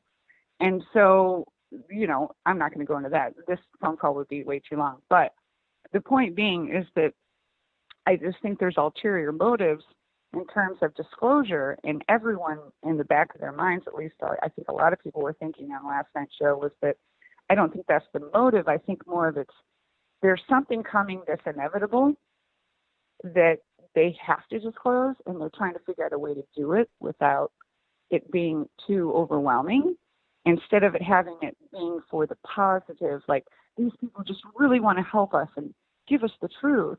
No, I think they feel, yes, they are positioning for power. Yes, they want to be you'll be remembered forever if you're the president when disclosure happens. However, I also think that it's more of a, we have to tell, and how are we going to tell? And we're going to have to tell soon. And I know you've said that before on this show too. Yeah. So that's kind of where I'm leaning. So it's kind of like, okay, well, this doesn't exist, but it does exist. But we can't give evidence that it exists. Well, we're telling you that it exists, but we're not telling you that it exists. And we're going to give you hints that it exists, but we're not going to actually tell you it exists until we decide it exists. It sounds like so it's like this it sounds constant, like brain messing up without cussing. It's like a mind F. It is. It is. It's like visiting like Russia today. Shows I'm going. Yeah. Heather, enjoy your weekend. Man. Thank you so much for the phone call. Oh, yeah. It was good to talk to you, Jimmy. I tell you what, I'd love to hear at some point. I know you can't tonight, but your actual perspective on both those shows in reality. I know it's hard for you to do because you have to be respectful of your guests, but man, I'd love to rack your brain on those two shows. But anyways, have a great night. Thanks for listening to me. You too, Heather. And hey, instead of the other thing, I'll just say, fade to black. Fade to black. Heather from Mansfield, thank you so much. And she, I think she is with all of us on the shows that were going down this week, because they were absolutely incredible. And Rick Delano on Tuesday, and his new movie, which is called The End of Quantum Reality, is something that everybody should go and check out. It's an incredible film. But the subject of physics, man, I have some real issues with not being able to measure. And I think that for all of us here, why is this bouncing back? Okay, let me try this again. No, I don't want to do. Oh, really? Okay. Oh, there we go. There we go. Not being able to measure. Not being able to measure is, and especially when we're talking about the multiverse or parallel worlds or extra dimensions and string theory. That I have issues with that. I do. I understand the numbers, and you're telling me what the numbers say and represent so I can picture it in my mind. I get that. I understand that. But there comes a time when, even with physics and everything else, it's put up or shut up. Let's really get down to what is really happening here. Let's go back to the phones. Hi, you're live on Fade to Black. Who's calling? Hi, Jimmy. This is Malcolm from a sandbar in Charlotte Harbor, Florida. How you doing, Malcolm? Malcolm? Dark and wet right now. I'm swell, thanks. Last time, as I run off, you urged me not to be such a stranger, so I'm back. Some very interesting developments in my campaign to evangelize dolphins. I mean, evangelize in a non-religious sense. I'm evangelizing for dolphin personhood and intelligence and cognition and all that stuff. Okay, Malcolm, what happened? Well, I was contacted several months ago by a group of 3 French filmmakers. And they said they had read my novel, Wet Goddess, on Kindle. It's available as an ebook. And they thought a lot of it. So they decided to see if they could make a film about me. The first thing was to secure my cooperation. And having done that, they have gone out and looked for some money, and they are preparing. And they just sent me today their treatment of the film, 7 or 8 pages. and it's going to be a 4-part docu-series on a major, cable network. Mm-hmm. And I'm really impressed. Well, congratulations. Do you have any idea, when production's going to start? And obviously, you can't talk about a release date at this point, but when do you think this is going to start happening? I have no idea. Given the situation over here with the coronavirus and in France with the coronavirus, I think it's premature. I just told them to go ahead with, I like the idea that they sent me, except for a couple of minor details like the beginning, middle, and end. No, I'm just kidding. But you also know there's another film out on YouTube that was made 5 years ago about me. Okay. That's called Dolphin Lover. Right. And that's a short. 2 guys over in Miami made that. But I have high hopes that this project will reawaken the kind of dormant discussion about dolphin cognition and intelligence, and perhaps even telepathy. Right. And maybe we'll get some response out of the so-called scientific community. Acknowledging it's kind of like the UFO situation. Well, sure it Marine biologists don't want to acknowledge the fact that dolphins can communicate by telepathy, even with human beings. I don't know how they do it, but they can. There have been several other books written about it, aside from mine. Yeah. Well, Excuse me, I just saw my... Yeah, that's fine. Yeah. Well, this is exciting, and seriously, Malcolm, keep us posted. I mean, you're probably right. We got to get these winter months behind us and get into 2021, so everybody can, refocus and regroup, and start to move forward and get out of this. I've got so many meetings going on right now. I'm working on 2 different film projects. Really? Both of, no big deal. The film projects are a big deal, but what I mean by no big deal is I'm working on these, and the production and everything else with that is complicated. Luckily I'm able to do what I have to do here locally in Los Angeles with both projects. But I'm also doing. I'm having meetings about conferences, that are happening next year, and we don't even know with those conferences what the status of, because everything was canceled in 2020. We know that. What is going to happen throughout 2021? I don't know. I don't know what's going on with film and television and conferences and everything else.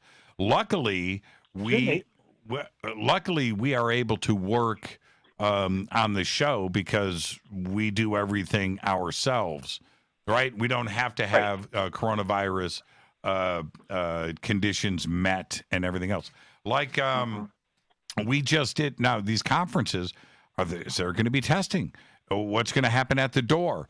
Are people going to have to, all of this is going on. At the Queen Mary, we had, I got tested before I even got on the ship.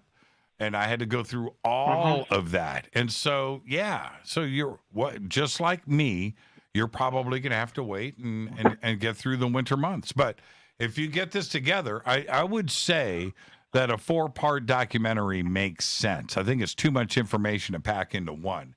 And so if they do actually... Considering the number of other people they want to talk to, like dolphin trainers, cognitive psychologists, the woman who hired me to photograph her book, which she never published, so on and so forth. It's all in my novel. Dolphin Lover. But Goddess, Recollections of a Dolphin Lover. Amazon. Well, but it's something that needs to be spoken about, and I always. Somebody just posted up in Twitter, dolphins are people too, right? And I think that all of us know this, and so, good for you. Just keep us posted. let us know how you're probably not going to have an update for 2 or 3 months, but keep us posted, and I can't wait to see it. I have a blog at malcolmbrenner.com/news. malcolmbrenner.com/news. All right, we got it. Yeah. And by the way, I forgot to give you the right sign off last week. I know we're coming to the end here, so I just want to say, in your own words, go Becky Tepley. That's what I'm talking about. Thank you so much, Malcolm, and have a great, safe weekend. Huh, that's not in my job description. I'll talk to you, Malcolm. And that's Malcolm. Man, he was out of here. That's Malcolm from Florida. And I think he said malcolmbrenner.com. Anybody in Twitter, any of you Fadernauts can get that up there for me. And I'll do a retweet during the show. But back to Heather. The thing that I wanted to say about Tuesday and Wednesday, last night with Steve Bassett, that was one of the calmest I've heard Steve in a long time. And it seemed to me that he has really had time because he's always going. There's stuff and there's things but the pandemic has allowed him to, and I said this last night, assess the situation. He has truly thought through all of this. But I think the hearings are going to happen. I do. And I think they're going to be public. And this is the thing, and I can already see it happening, that they are going to have a negative slant. They are. That the Senate is not interested in peace and love and harmony with the E.T. brothers. You're not going to get up witness after witness with that. They are interested in the threat side of it. That's where this is all going to go. So there are going to be a lot of people watching this if it happens, and I do believe that it will. But I'm not looking forward to that because I know I'm going to be watching and my blood is going to boil. And I know I'm going to go through that. I don't think you're going to hear both sides. I don't see it. You're not going to see Stephen Greer getting up there, and that is for sure. This is Fade to Black. I am your host, Jimmy Church, 747-228-2051. If you can hear my voice and get put on hold, you just stay right there. All right? I'll get to everybody after the break. 747-228-2051. Stay with me. I'll be right back.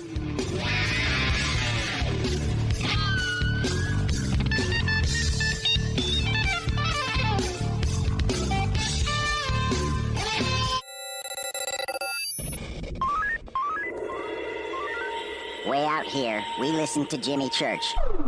You're listening to Fade to Black. Always on the edge of the hottest alternative talk. Jimmy Church with Fade to Black. KGRARadio.com. ¿Qué tal, mis amigos? Yo soy Mario Carson, el tiburón, y los invito para que escuchen a mi buen amigo Jimmy Church Radio. ¡Claro que sí! Do you want to be an official Fadernight? Of course you do. This is Jimmy Church of Fade to Black. Just go to our membership section at jimmychurchradio.com. Old New England Soap is committed to producing the highest quality organic and goat milk soaps available anywhere. We take pride in using the purest ingredients and avoiding the typical shortcuts used by other soap makers. Because goat milk is what feeds your skin, we have formulated our soap to use the maximum amount of goat milk possible, 38%, more than double any other brand. Not because it's easy, but because our soap is always better. We are proud to offer you what we consider to be truly premium quality handmade soaps. What's more, our soap does not contain GMO ingredients, pesticides, sulfates, dyes, artificial colors, alcohol, or petroleum products. Try our new shampoo bar and pooch soap, and be sure to see all of the great scented Woodwick soy candles that burn soot-free for up to 100 hours. Right now, save 15% on your order and get free shipping on orders over $45. Buy now at oldnesoap.com. That's oldnesoap.com. Not available in stores. oldnesoap.com. So, you love talk radio? Then you'll love TalkStreamLive.com. TalkStream Live is always on, 24/7, with the best streaming talk shows. Find your favorite talkers and discover some new ones. It's free, readily available online or on mobile with any smartphone or tablet. Finding your favorite talk shows all in one place has gotten a whole lot easier. Just go to TalkStreamLive.com. Be sure to download the free apps from Google Play or the iTunes App Store. You listen to us, and we listen to you. And so does the CIA. KGRARadio.com. Telepath is a weekly digital newsletter filled with the latest paranormal news, trending topics, and fresh articles from some of the most popular critical thinkers in the community today. Stay informed on your favorite paranormal podcasts and live streaming talk shows. Interact with the Telepath and upload your paranormal story or pics. It could be featured in an upcoming edition. Sign up right now for the free Telepath newsletter at paranormal.radio. That's paranormal.radio. Including the network you're listening to right now, the Paranormal Radio app, free in Google Play and the iOS App Store. You are listening to Fade to Black with Jimmy Church on the Game Changer Network. Oi, oi, I'm Reese Evans. You're listening to Jimmy Church. This is Revolution. The revolution will not be televised. The revolution is on radio. Ciao.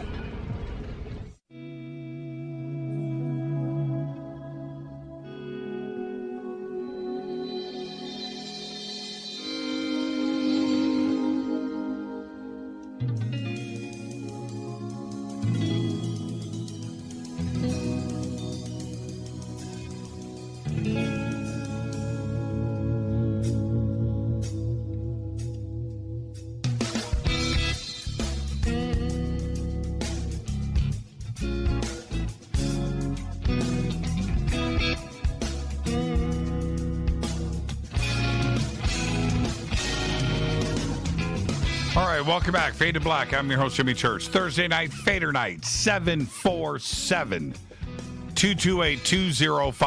747-228-2051. You can follow me on Twitter at JChurchRadio. Hashtag F2B is the sandbox. Hello to everybody watching and listening all around the world. Now, let's get straight back to it. I'm going to get back to the phone calls. UFOs, conspiracy, time travel, supernatural, paranormal, music, food, entertainment, guitars, whatever's on your mind. Uncensored, unscripted, unscreened. That's how we do it here. Let's go back to the phones. Hi, you're live on Fade to Black. Who's calling? Hello, Jimmy. Joe from Staten Island, New York. Hey, Joe. How you doing tonight? Okay. Hey, briefly, let me share excitement about your racing adventure in the next month. It's going to be cool. Well, you know, with this briefly with the pandemic thing, nothing's open, right? You know what the real scene is now when people go out? They cruise around the streets all over.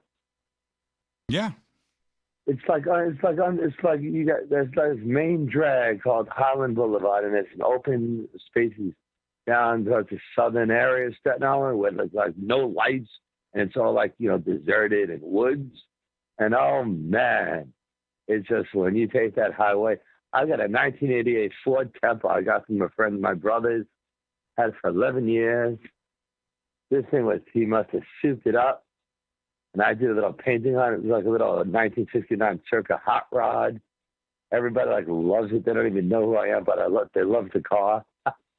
Yeah, right on. And we cruise around like, Eddie and the Cruisers. Like, I imagine myself back in the 50s, going to the sock hop to have a soda and, doing some drag racing on the highway with the 101 or whatever. It's wild. It's a trip. Yeah, they've been doing that more and more here in Southern California too, as well. But this is the crazy thing. We're right back at it. We got a curfew. I don't know the exact details, but I think the curfew starts tomorrow. Maybe it's Sunday. I don't have the facts. My daughter was telling me about it tonight. I had heard that it was coming, but we're right back into this. I don't know. The other part about it, Joe, and I'm glad that you brought this up, is that you can go, and I'm sure it's the same all around the country, but here in Los Angeles, all of the restaurants have taken over the parking lots in front of the restaurants where they have outdoor seating and tents and, the banquet, like wedding, how do I say, the big white tents. And so those are everywhere. It doesn't matter where you go. I don't care if it's IHOP or it's a high-end restaurant. Everybody is sitting, and they've gotten used to it. Right, so they're okay with going out and sitting outside, and everybody's made these adjustments. And if this curfew kicks in, does it apply? And I don't know, but does this apply now to all of the outdoor seating? All the expense that these restaurants have invested into outdoor seating and making these adjustments and getting people to come back to the restaurants, is that going to stop? I don't know. It's weird. A lot of restaurants are going to suffer. I mean, a lot, like who's going to sit at a table and it's 30 degrees out to do outdoor dining? I mean, okay, that's weird. There's the climate is different. But up in the Northeast, it gets a little chilly this time of the year, Yeah, I know. What's going to happen with all of that? And is this curfew applying to bars? I just don't know. I've heard a couple of things like you can leave the house to get food. You can leave the house to, if you're an essential worker, whatever. Yeah. And I've heard all of these things. I haven't read the guidelines. I haven't seen it officially. I've just heard everybody talking about it. And it's just, but this is the other thing. The numbers are real. The numbers are real. You can go and look. And I'm starting to, if I get paranoid, if I start to trip out a little bit, then I know everybody is, because I'm pretty relaxed and I felt pretty good about everything this year, right? We were doing our own thing. We're not making too much contact, staying at home, staying in the bunker, but we're just moving along, right? But now I'm feeling a little bit weird, and I don't want to, because I know that we're heading into these winter months, and I don't want to scare anybody. I don't want to do that. That's not what this show is about. You're trying to keep it positive. We all appreciate that, Jimmy.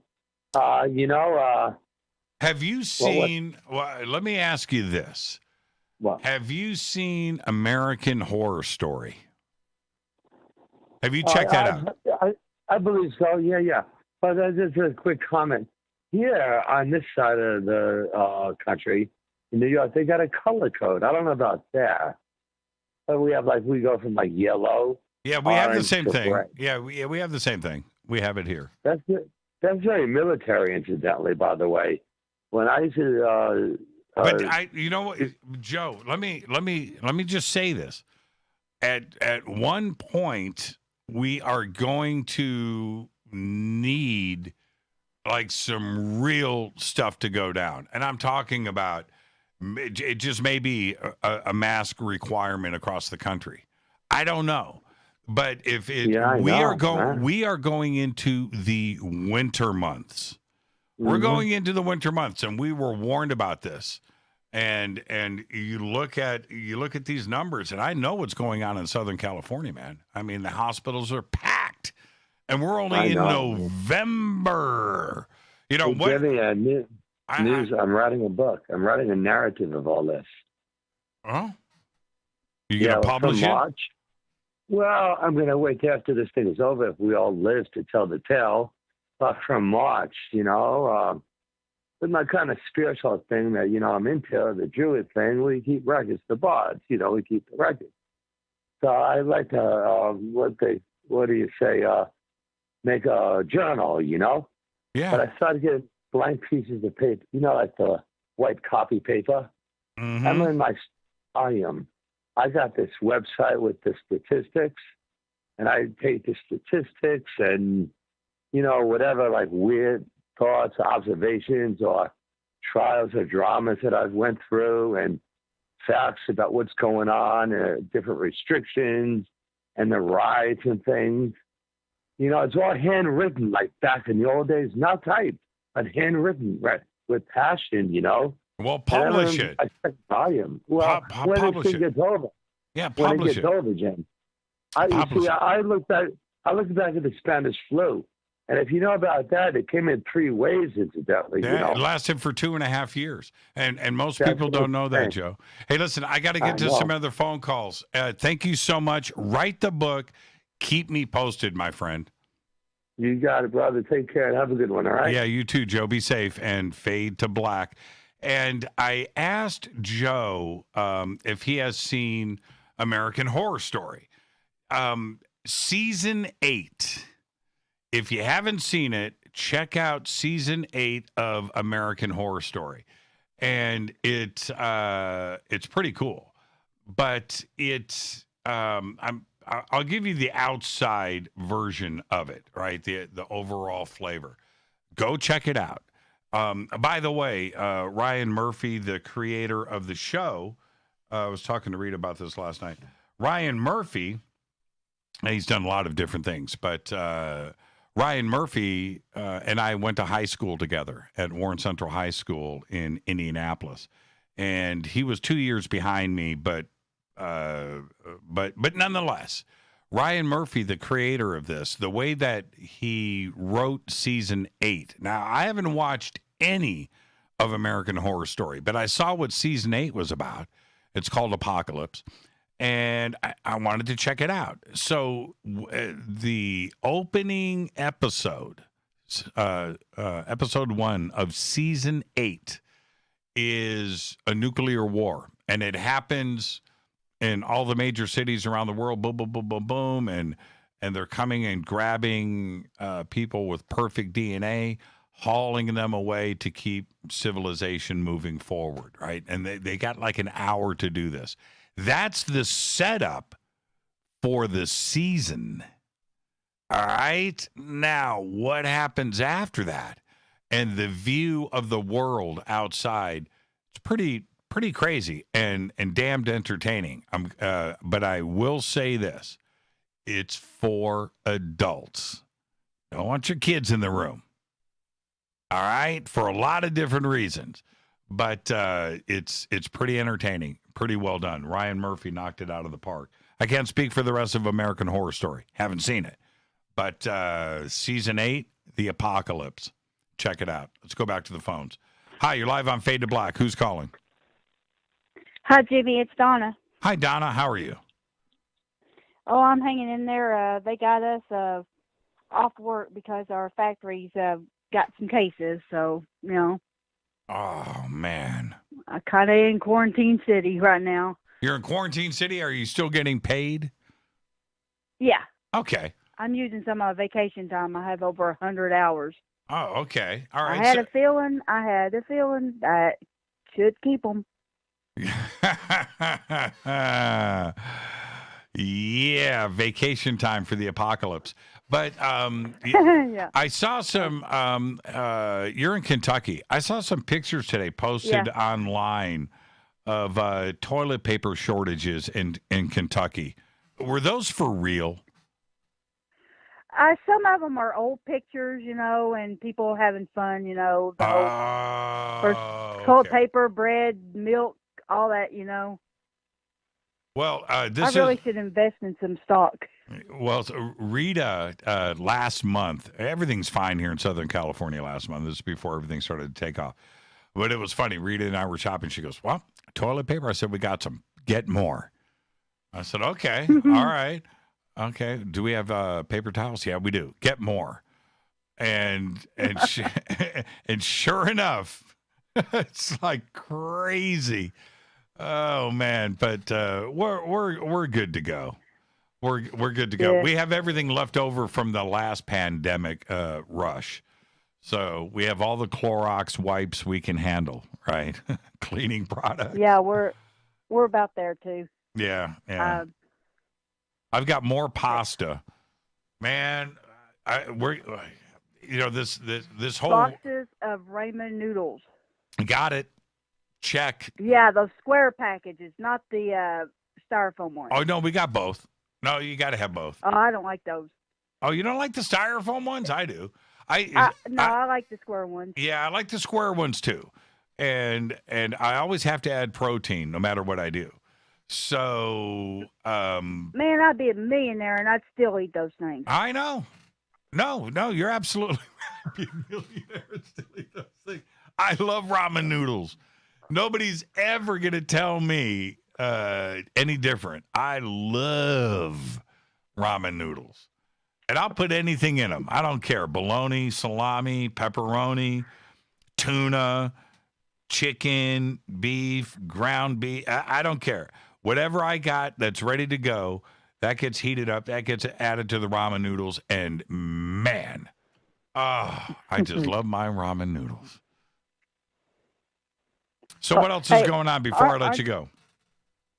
Okay. I was going to tell you my story that's similar to your Zeppelin story, but I can say that for later. But aren't you glad that voice didn't say, "Hey Jimmy" on the Queen Mary? Yeah, I know. I've thought about that. What do you do? See, all I got was a right? That's what I got.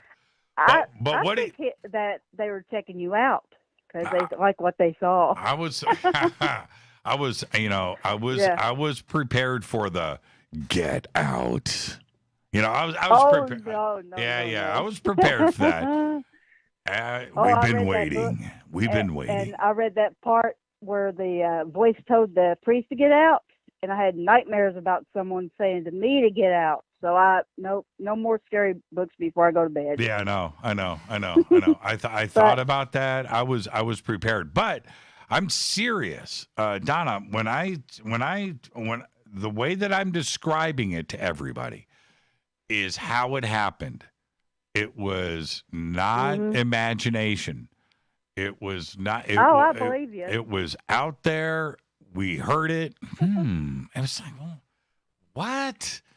It was crazy. It was checking you out. It was crazy. Yeah, maybe. Yeah, I think you got a Paramore. Get it?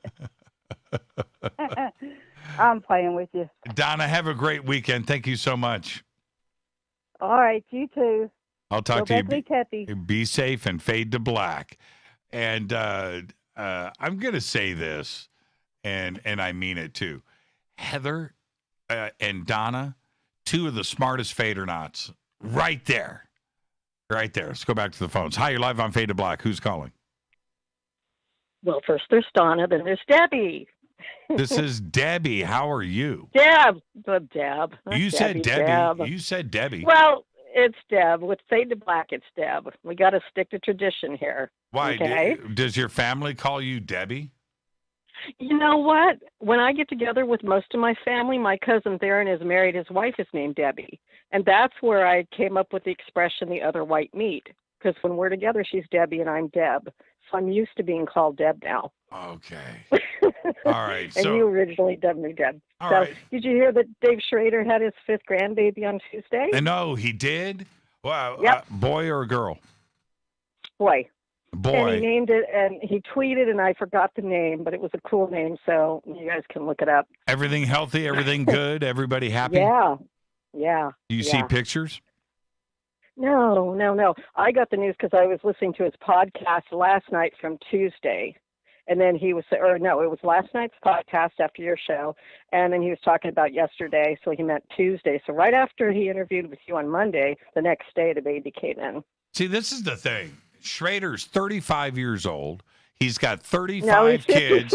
He's 35 years old, 35 kids, 5 grandkids. That He's very guy, virile. that guy has stayed busy, man. That's all. He must be taking a lot of Life Change 2 products. Man, he's taking a lot of something. I know. It's Good pretty for incredible. him. Good for him. Yeah. Good for him. But on the podcast, I got to throw this in. He talked about, sometimes he recommends films, and he talked about one that now I can't wait to see it. It was streaming on TikTok, or I don't know where it originally streamed, but years ago this film came out, and recently it's had a resurgence on TikTok, and it's called Megan's Missing. And it's done in like the genre of Blair Witch, where it's based on real stuff, supposedly. Not that Blair Witch was real, but it's acted on real circumstances, only with actors. And it's about the perils of teenagers on social media and what can happen to them. And he said, the writers of this film, they know it's resurging, and they said the thing is, this is very grisly. It's not paranormal in any way. It's scary because it's based on reality, and it shows all the dangers and stuff of what can happen to teenagers, and it follows this girl Megan and what happens to her. And the ending is not good. I don't know anything about it. He said they came out and they said, do not watch this alone, and do not watch this late at night. And if your teenager's going to watch it, you should probably watch it with them. Mm-hmm. There were all these warnings. And it was so intriguing. You know how he builds stuff up, but he said he found out one of his daughters watched it, and he wasn't happy about it. And he said, well, what'd you get out of it? And she's like, man, it was just scary. It's a reality check, and I learned a lot. And she went on her social media and started deleting stuff. And he goes, and I'm not telling you guys this to make you paranoid, just to make you aware.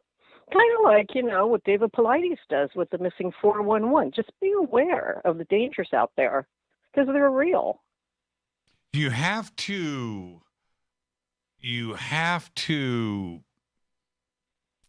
and I don't want to say this to freak people out, but you have to have your guard up. You can't have your guard down, number one. Number two, you can't be nonchalant about it. Right. You cannot. You do not, nobody, and this includes Dave Schrader. I don't care what, Tony Rathman, any of these total professional ghost paranormal investigators that are out there. Nobody knows the reality. Nobody knows the truth. Everybody's making guesses about what's going on, and they base it on their own experiences. But ultimately, we don't know nothing.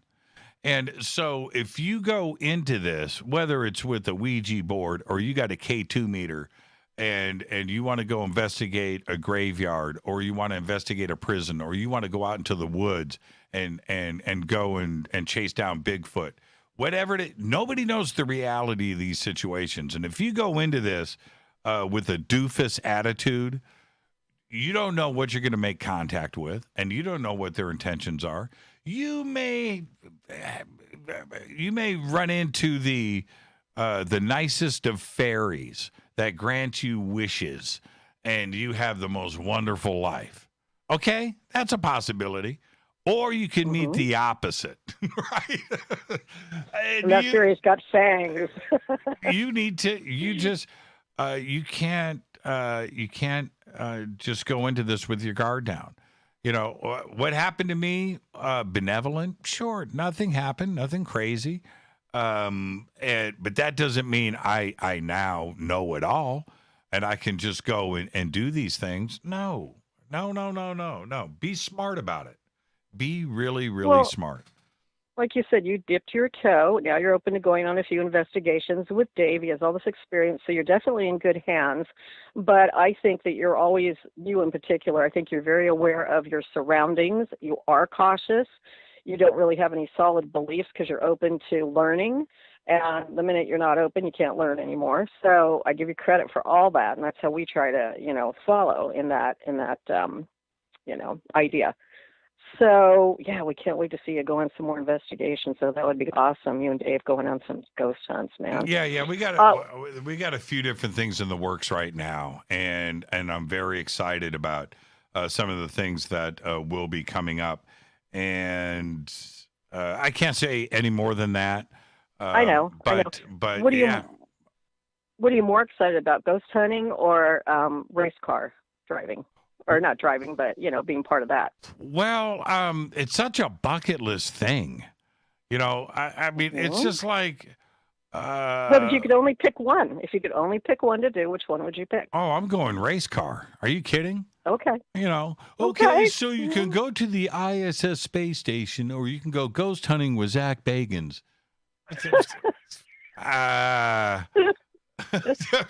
What? Oh, man. But that's really true, though. And everybody wants to be a Formula One race car driver, with an excellent tan.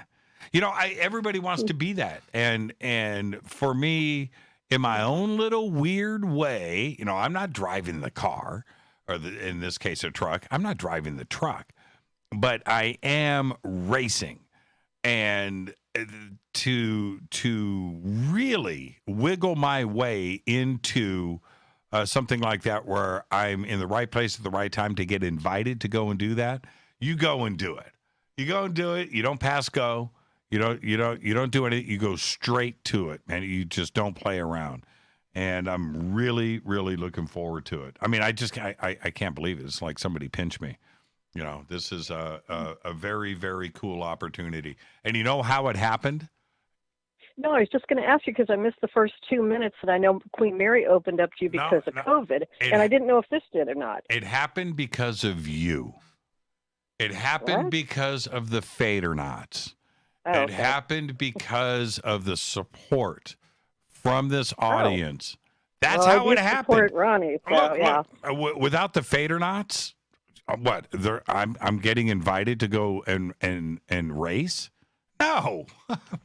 I know where my bread is buttered. This happened because of the Fadernauts. That's all. And I'm very, very appreciative of it. And Ronnie and his support of this show happens because of the Fadernauts. And all of this happened because of the Fadernauts. Ronnie's sponsoring this car, right? A racing team. That's the Fadernauts. And Ronnie recognizes that, and so do I. So I am very, I'm glad my very money is going to a good cause because That's what I'm talking I love the product. Yes. Yeah, I love the product. As a matter of fact, I just got my CBD in a couple days ago with my Rivermoon coffee. Mm-hmm. And it's like, I know they're two separate things, but they're both great products. I'll always buy them, Mm-hmm. And so I'm glad that it's supporting a good cause because it's a great product too. I can't wait. I cannot wait. I can't wait for the Fadernauts to see the pictures and for you Fadernauts that are out on the West Coast and you want to come out and see the race, we'll get you all of that information. And who knows, Deb, you can it's only 15, 20 miles from Sacramento. So where is it? I missed that part. It's in Las Vegas. Oh, no, Sacramento's a little further from Las Vegas. It's 20 miles. 10 miles. But but you know what, my friend? We've been wanting to go back to Vegas, we're gambling machines, so we can hop a plane. We'll probably get free tickets to the plane, and because we always comp them. And we'll fly to Vegas and make a fun trip out of it all the way around. You never know. Thank you so much, Deb, and enjoy your weekend and be safe. You too. Take care, dear. Thank you so much, and fade to black. Bye. Right on. I want to remind everybody before we head to the break, talking about the Fadernauts, talking about what I do here in this beautiful studio. You can see all of the computers. You can see the technology. You know what we do. All right? I am very, very cautious, and I make sure that I am protected. I also make sure that I am anonymous. When I say that last year websites shared over 100 trillion pieces of personal data, I talk about data collection all the time. I talk about how it is done. I have told you everything and the steps that you can take. Just like the website that you are on right now. If you don't have a VPN, they know everything about you. They've got data points that you don't even know about. All right? I want you to not be spied on. I don't like it. Okay, which is why I use Virtual Shield. It's very simple. You can browse the internet anonymously. You can do it securely, like I do. It's simple. Please visit Virtual Shield virtualshield.com/fade to black.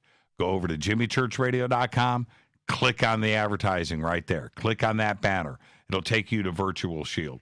Or you can click on the link directly below you right now in the description box below this video. Do any of that, and you will get Virtual Shield VPN for free today. All right? This is Fade to Black. I am your host, Jimmy Church. What a great night. Thursday night, Fader night. Open lines all night long. 747-228-2051. 747-228-2051. I'm going to take a quick break. When I come back, more of your phone calls. Stay with me. Hi, everybody. This is Rob Halford, the Metal Guard on JimmyChurchRadio.com. This is KGRA Digital Broadcasting Station. Salt Lake City, Utah. Van Buren, Arkansas. Why is it we're not very good with our health regimen until it's too late? We don't put oil in the car until the engine blows up. When the body's out of balance, your health is not so good. Give your body some love. Log on to GetTheT.com. That's GetTheT.com. Try our Life Change Tea, which cleanses you from harmful intruders. A clean colon is one of the ways to bring the body in balance. We also carry organic supplements to help you get where you need to go. So do your body a favor. Log on to GetTheT.com. That's GetTheT.com. You can even visit our sales page to save some dough. Does anybody call money dough anymore? Anyway, if you're looking for short, helpful health tips, go to YouTube and punch in Health Matters Now. That's Health Matters Now. So, log on to GetTheT.com, shop, get balanced, then learn some cool tips at Health Matters Now. You'll be glad you did. That's GetTheT.com. Your contact for current news and trending topics. KGRARadio.com. This is Jimmy Church of Fade to Black, and I only drink Fade to Black blend coffee from River Moon. Just click on the River Moon Coffee banner at jimmychurchradio.com. Promo code F2B Blend. Let's face it, you've always wanted to do a sky watch and see your first UFO. Today, it's easy. Just get your own HP7 3B Cobalt Jimmy Church Edition night vision goggles from Hoffman's Optics. This is the same U.S. military system that I use, featuring a Generation 3 blue phosphor image tube.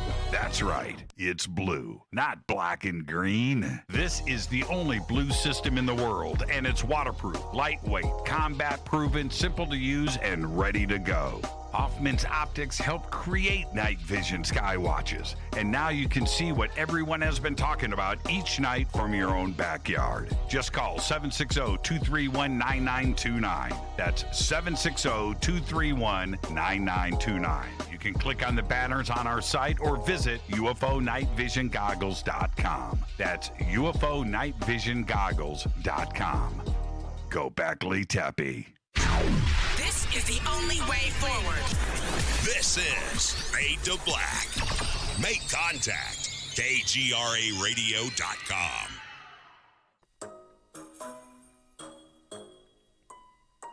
When you're in the house for longer periods of time, you can see them flying or running across the floor. Ooh, yuck.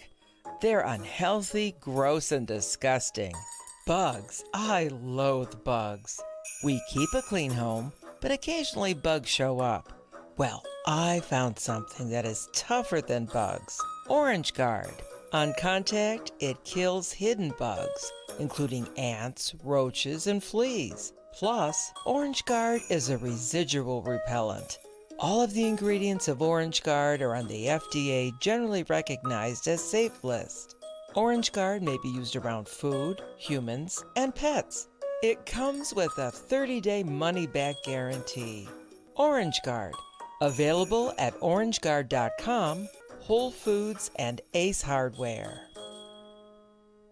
Telepath is a weekly digital newsletter filled with the latest paranormal news, trending topics, and fresh articles from some of the most popular critical thinkers in the community today. Stay informed on your favorite paranormal podcasts and live streaming talk shows. Interact with the Telepath and upload your paranormal story or pics. It could be featured in an upcoming edition. Sign up right now for the free Telepath newsletter at paranormal.radio. That's paranormal.radio.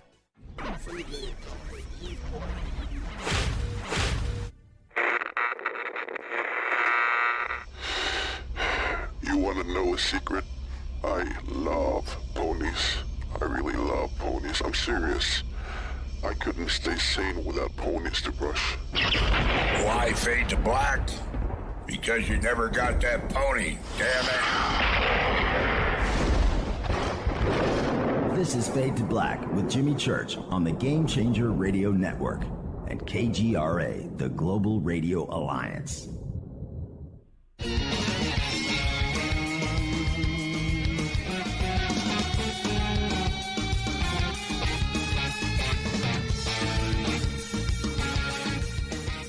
Welcome back. Fade to Black. I'm your host, Jimmy Church. Thursday night, Fadernight, open line, 747-228-2051. You're on hold, stay right there. 747-228-2051. And I just got this tweet in from Australia, and this is from Dan. And he says, here in Melbourne, Victoria, Australia, we are just sliding out of the harshest lockdown and restrictions on the planet. Still in mandatory mask, which may be relaxed soon. But we are now 21 days with 0 new cases and 0 deaths, slowly returning to normal. Wow. And I know the complaint, you guys had your protests and everything else going down. If this is accurate, and I'm assuming that it is, of course, and it's Dan, but 21 days with 0 new cases and 0 new deaths, that's incredible. And I know that you guys were complaining about the lockdowns. I'm tired of it. I'm tired, but I'm also looking at the numbers, and I'm thinking about my family, and that's it. That's it. You know, we're heading into these winter months, and the thing is, and Rita and I were talking about this earlier this week, and I know I talk about this every single year on the show. My family here in Southern California, my family, my side of the family doesn't live here. Rita's side of the family, all of them do. And so is the rest of Armenia. This is the biggest Armenian community outside of the country of Armenia. And I'm talking about Burbank, Glendale, and, of course, Pasadena. It's a huge Armenian community. And every year, and I say it in jest every year, that for some reason between Thanksgiving and the end of January is something that I have to survive, because every single day, every single Friday, every single Saturday, every single Sunday for the next 2 months, 2.5 months, is some holiday. It's a holiday in Greece. It's a holiday in Armenia. It's a holiday in Russia. And it's some Russian New Year. It's a Greek New Year. It's an Armenian New Year. And I'll get to the next week, and I thought that was last weekend. Yeah, but that was that New Year. This is another New Year that it's like, man, I can't do this. And we do a Friday, Saturday, and Sunday, and we eat, and we go to 2 or 3 houses per day. Right? It's like, and you arrive. I'm not making this up. And all of the Armenian and Russians and the Greek families out there that are listening, they're laughing because they know it's true. You arrive at everybody, they've got one dinner table set up, one dinner table. You walk in, and you're just part of the rotation. That's it. And you go in, you sit down for an hour, and you eat and you drink, and it's like, okay, well, shoot, you get up and you go to another, and the table's laid out, and you go in and you sit down and do this week after week after week. I cannot wait to get to like the third week of January. Are you sure this is over? Right? We got a weekend off, right? Okay. What's going to happen this year? What's going to happen this year? You know, and I don't know. I don't see a lot of this stuff happening. We have Thanksgiving, just like everybody does, right? We've got Thanksgiving next Thursday. I'm not even sure. I know what we're going to be doing, but it's not going to be like it was last year. You know, I know this going in, and all of us do. And the New Year's celebrations, New Year's, and I'm talking about New Year's Eve, December 31st, is one of the biggest years for anybody in the United States and around the world. It's what it is. It's New Year's Eve. But in the Armenian, Russian, Greek world that I find myself in, this is a big deal. Okay? I mean big. And I have been doing this now with Rita for 20 years. And I have been part of the most amazing New Year's Eves. But here we are this time around. What's going to happen? And I know everybody right now is focused on Thanksgiving, but all of us, aside from my family that I'm talking about here, but across the United States, we've got Thanksgiving and we've got the Christmas season and we've got New Year's. The same thing is going on across the country. What is going to happen? You know, what are the travel plans for the airlines and what's AAA saying this year? You know, how many families are going to go and get together with 20, 30, 40 family members like they normally do? You know, I don't know. It feels different to me. I mean, obviously it feels different, but I'm saying it really feels different. These numbers are what they are, and what is going to happen going through these winter months. And I don't want to be an alarmist, everybody. I don't. What I am merely stating is I go through the numbers. I go to all of the official websites. I go to all the government agency websites. I look at what the numbers are in different countries around the world. I'm not focused just on the United States. And the trend is all the same. You look at, if you want to see some alarming numbers, in the United States, the numbers are high. Look at what's going on in Great Britain. Look what's going on in Germany. Look at what's going on in Italy. Look, you know, and look at what's going on in the Middle East. Look what's going on in Russia. These numbers are astronomical. They're not the numbers that we were talking about back in May, and we thought that was crazy. And you look at these numbers today, oh, man. In countries that have small populations, you want to see big numbers? You want to see alarming numbers? Go look at Switzerland.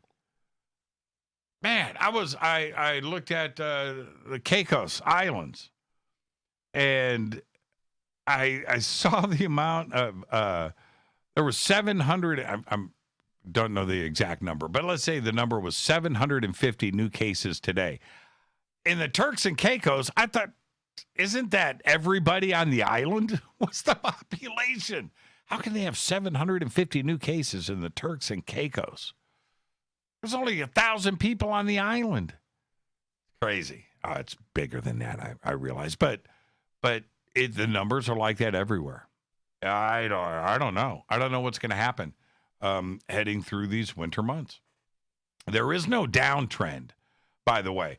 And when we look at the rough numbers that were posted today, all of these ended at midnight Greenwich time. Okay, and so here we are. Okay, this is as of today, and this is This is crazy. And this is why I stopped reporting the numbers every single day. Back when they were small. In the United States, today, 192,186 new cases. 647,719 in the world. Okay? That's the highest number yet. And I remember when I was saying just last week, 10 days ago, 14 days ago, when I was talking about getting to 100,000. Are you prepared for that? We haven't had, if we had 100,000 cases today, we would be happy. 192,000. When are we going to hit 200,000 in a day? 300,000 in a day? Over 2,000 deaths today in the United States, 2,065. 2,000. Now, this is where, now, we're talking about the United States. You know, we've got over 12 million cases now in the United States. And you go, well, wait a minute. But some were, you know, how many active and what's going on? Total recovered out of the 12 million, okay, 7 million. Active cases today in the United States, 4.5 million. Active cases. Remember when there was 500? Active cases today, 4.5 million. Serious or critical, 22,469. That is alarming. Now, that's in the United States. India, 9 million cases. They just crossed 9 million today. 46,000 new cases. Brazil, 5.9 million. Tomorrow, they will be at 6 million cases over. They did 35,686 new cases today. France just crossed today 2 million cases.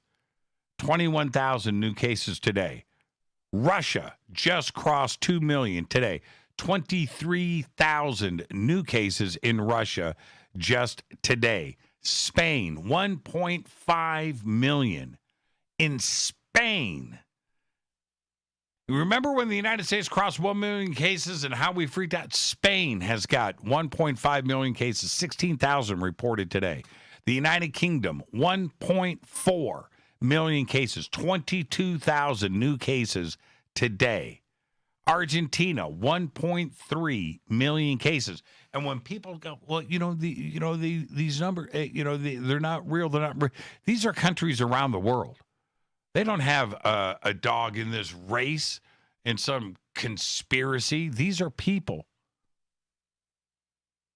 Argentina, 1.3 million, 10,000 new cases today. Italy, after what they went through first in the world, Italy, 1.3 million cases, 36,000 new cases today.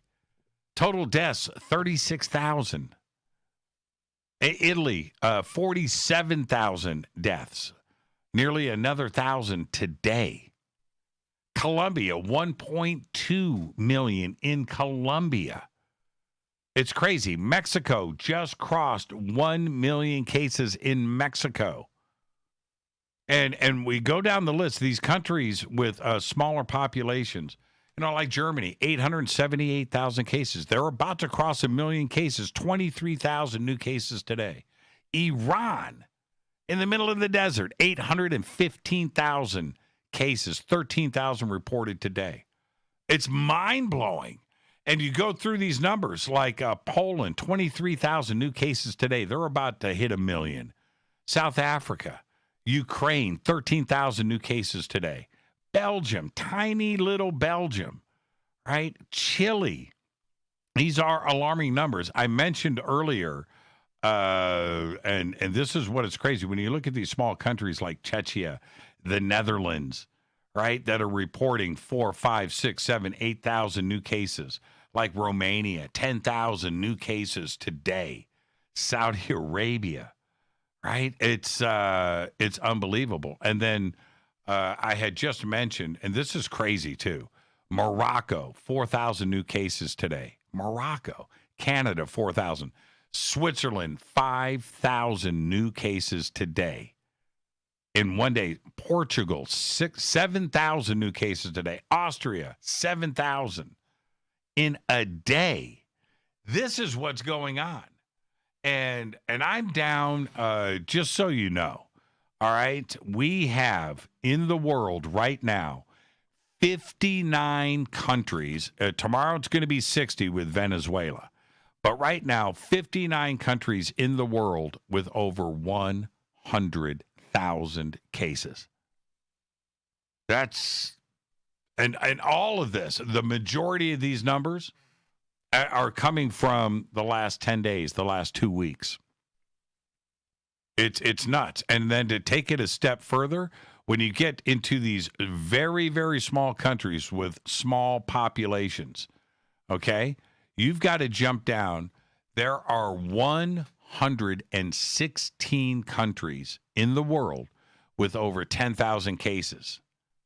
And you got to think, when you get down to 116, right? When you get down to that Botswana, right? Cabo Verde. Do you even know where Cabo Verde is as a country?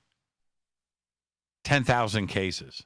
Jamaica, 10,000 cases. French Guyana, 11,000 cases. Latvia, Tajikistan, DRC, the Maldives, 12,000 cases in the Maldives. So, yeah. It's at one point, and I remember when all of the memes were getting run around social media. I do. Looking at the percentage of the population and how low those numbers were. That was 6 months ago. Oh, it's only 1/1000th of that's not the case right now. And everybody needs to understand. I'm not being an alarmist. I just want everybody to be realistic about what is going on. And we're heading into the winter months. And it is this. The Spanish flu, which what everybody wants to compare the numbers to. The Spanish flu, those numbers are 2.5 years of numbers. Our numbers realistically, now I'm being realistic here. Okay, let me just be very specific. Day number one of the count, March 11th, March 8th. Let me see if I can rock it back. I can't get it for March 8th, March 9th. 0 on March 7th. Okay, so March 8th, 5,000 cases in the world. That's March. April, May, June, July, August, September, October, November. That's 8 months. And if you look at it realistically, we didn't start to hit real numbers until May 1st. March, April, May. Because May 1st, April through the end of May, the numbers are steady. All right? Now, so let's go realistically here. June, July, August, September, October, November. We're into this for 6 months. The Spanish flu was 2.5 years. 2.5 years. And in 6 months, we are now at 57,236,000 cases with 1.3 million deaths. And most of this, the majority of it, is from October 21st. I'm looking at the graphs. October 15th, October 21st.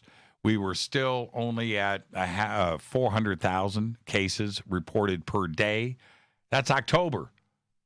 That's last month. Last month.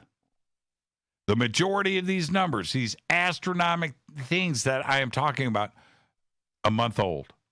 And here we are today, consistently now, we have gone from in the middle of April, 79,000 cases, to today, we're doing 660, 670,000 Need to really think about that.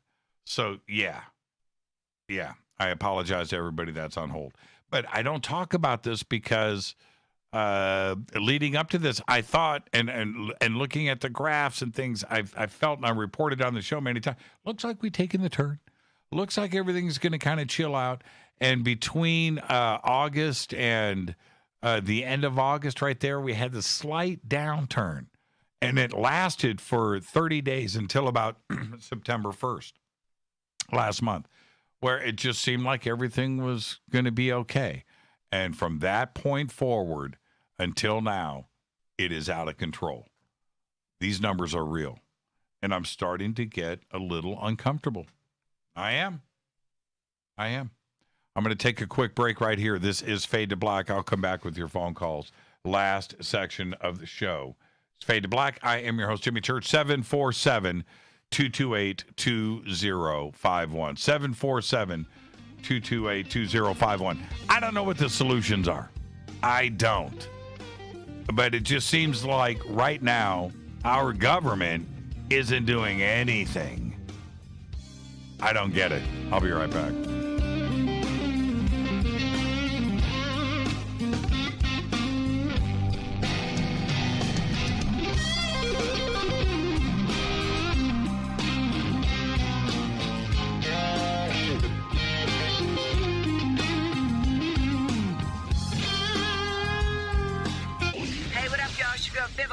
Here, and you are listening to my boy, Jimmy Church, on JimmyChurchRadio.com.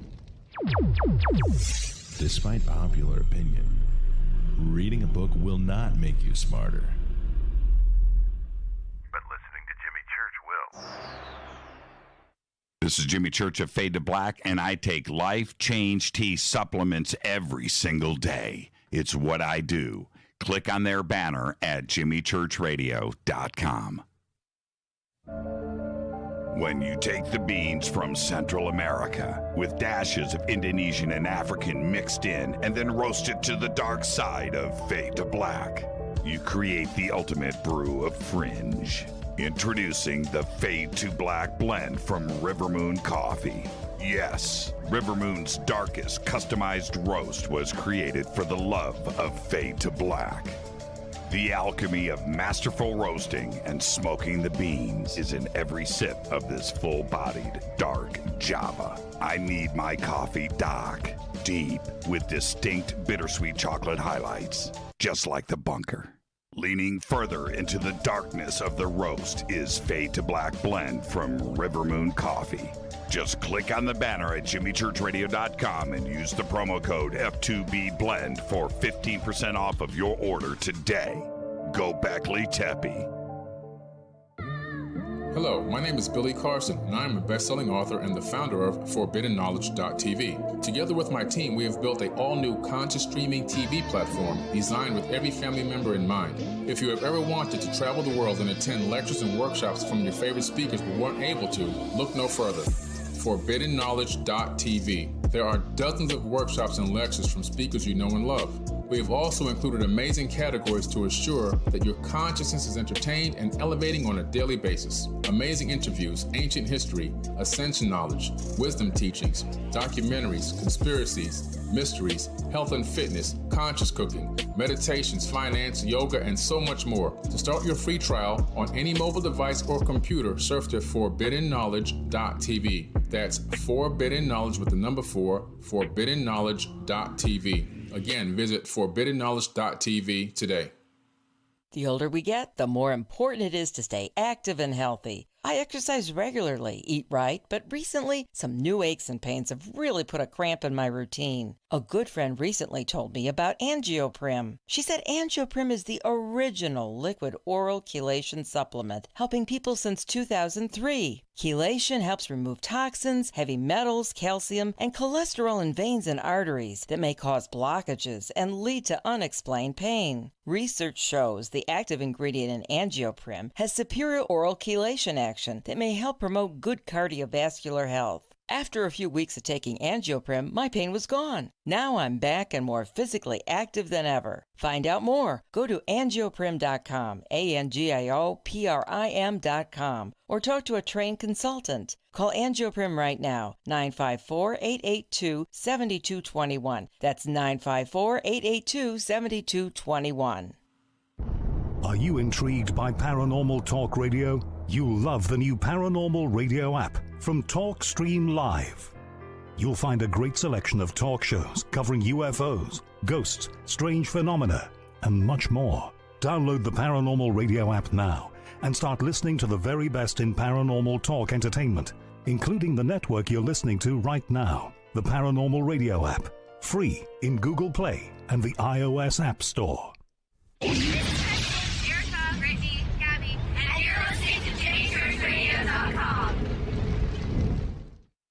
It's not a lifestyle we chose.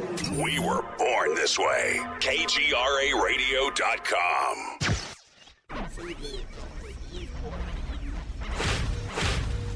This is KJCR at JimmyChurchRadio.com.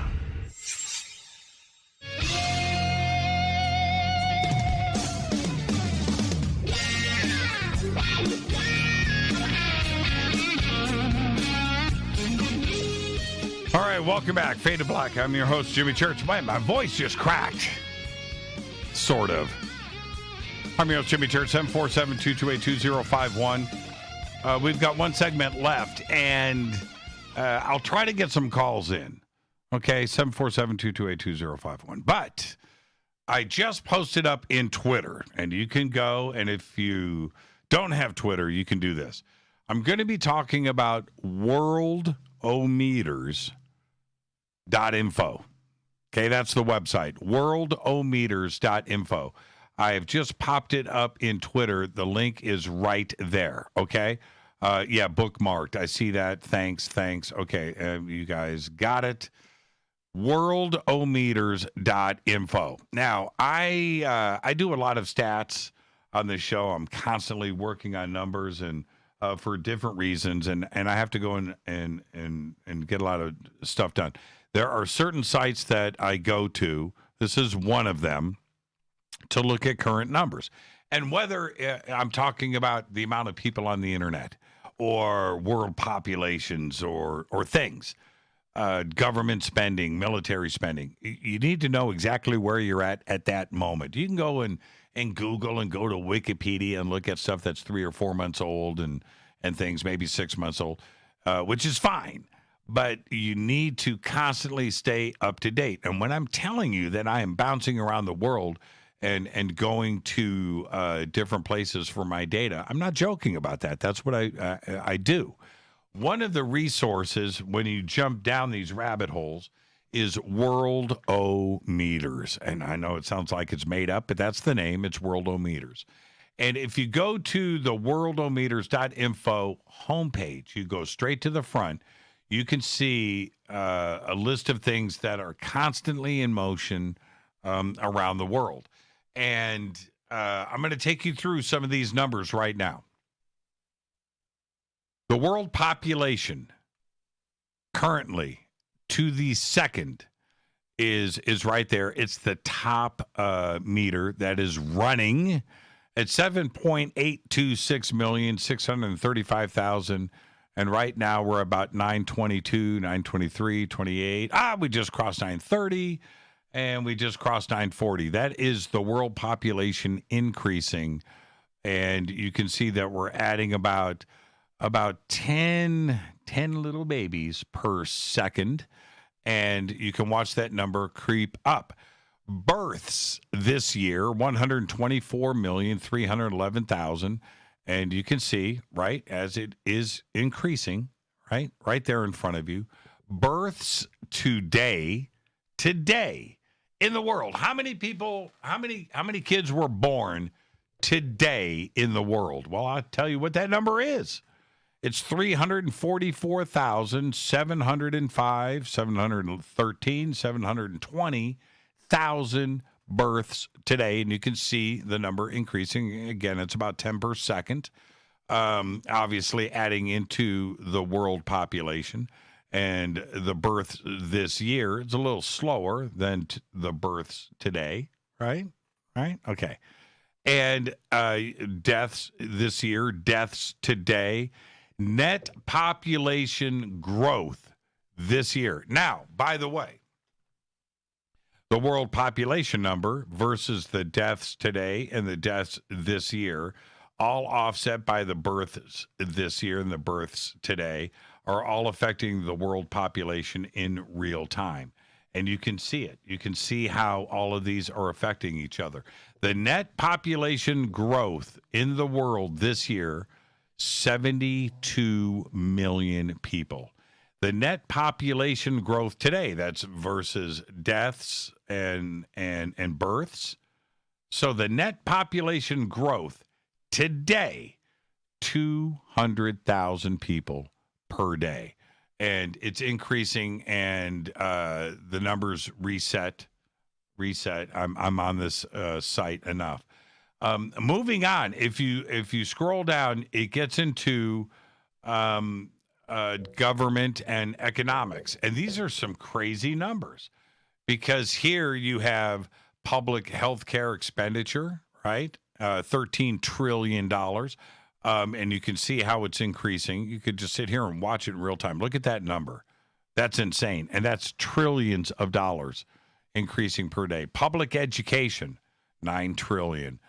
Military expenditure, right?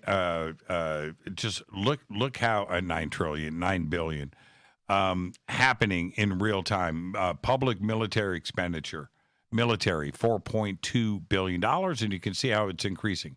Cars produced this year, 70 million. Bicycles produced this year, 134 million. Right? This is where you go for your data. Computers produced this year, 220 million. All of this data is in real time when you go to Worldometers. Now, this is, for me, this is one of the more interesting sections here, and it's a big one. It's called Society and Media. Okay? 2.3 million new book titles published this year.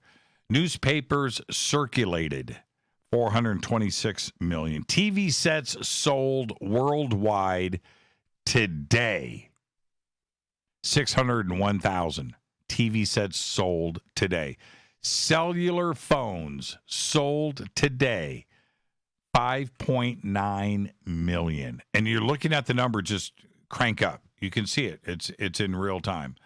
Money spent on video games today, one day, money spent on video games, $265 million today.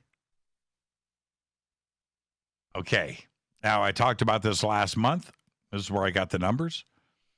Internet users in the world today. Remember, you can look here. You can see what the world population is. The world population is 7.8 billion people. Closing in on, by the way, 7.9. We won't be saying 7.8 anymore very soon. It'll be 7.9 billion people in the world. But internet users in the world today, 4.741 billion people. There's only 7.8, close to 7.8, close to 7.9 billion people on the planet.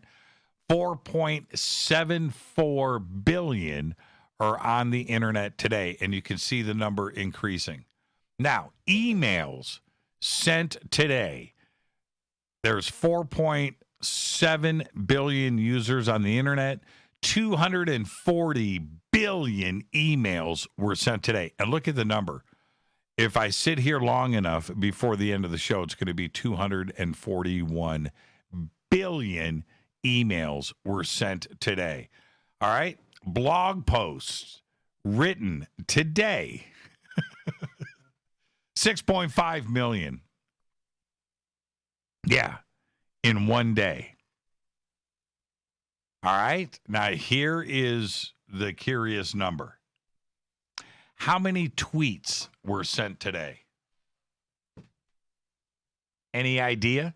There's only 300 million Twitter accounts. That's it. 300 million. Today, 719 million tweets in one day. How many Google searches happened today? There are 7.8 billion people on the planet. There's 4.7 billion active internet users. How many Google searches happened today? 6.8 billion. Yeah. And when I talk about the power of the internet, and of course, you have to throw Apple into this, YouTube, which is owned by Google, you have to throw them into this. Twitter's part of it. So is Facebook. 6.8 billion Google searches. Who controls the world?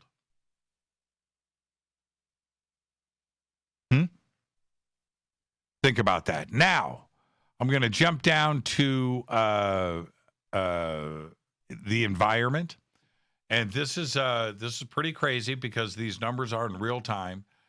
Hectares of forest lost this year, 4.6 billion hectares lost. Land lost to soil erosion this year. Hectares, 6.2 million hectares lost to soil erosion. CO2 emissions this year in tons, 32 billion tons of CO2 emitted into the air. Desertification right now in hectares, 10.6 million. Toxic chemicals released into the environment this year in tons, 8.6. All of this is on worldometers. You can go and look. You don't have to go and search. You don't have to go and do anything. Go to worldometers, and everything is updated in real time. You can see, I'm sitting here, I'm watching the numbers change in real time. Now, here we go. Food. Right now, 847 million people, all right? About a tenth of the world's population is undernourished. Overweight people in the world, 7.8 billion people on the planet. Well, 1.7 billion of those people eat too much. And we've got 847 million that don't get any food. 770 million people in the world are obese, not overweight, obese. You add that to the other number, what have you got? Right? 2.5 billion people. And we've got nearly a billion people that are undernourished. All of this is at Worldometers, and you can go and check this out. Today, in the world, 27,703, 704, 705. I'm watching this number increase in real time. 27,700 people died of hunger. Incredible. Then you have this. You have $532 million spent today for obesity-related diseases in the United States. $500 million. And then you've got $200 million, $171 million, it's increasing in front of me today, money spent on weight loss programs. And you can go and look at all of this yourself. Go to Worldometers and check it out. It's absolutely insane. Energy. Now, getting into this, okay, if you go, I'm going to skip down, but there is a couple of very interesting numbers that you can go and look at. All right? Oil pumped today, 86 million barrels. Oil's left in the world to the end, 1.4 trillion. 490 billion, 692 million barrels of oil left. But days to the end of oil, when all of those reserves are gone, and you can see the number changing in real time, 15,546 days to the end of oil. That is 43 years.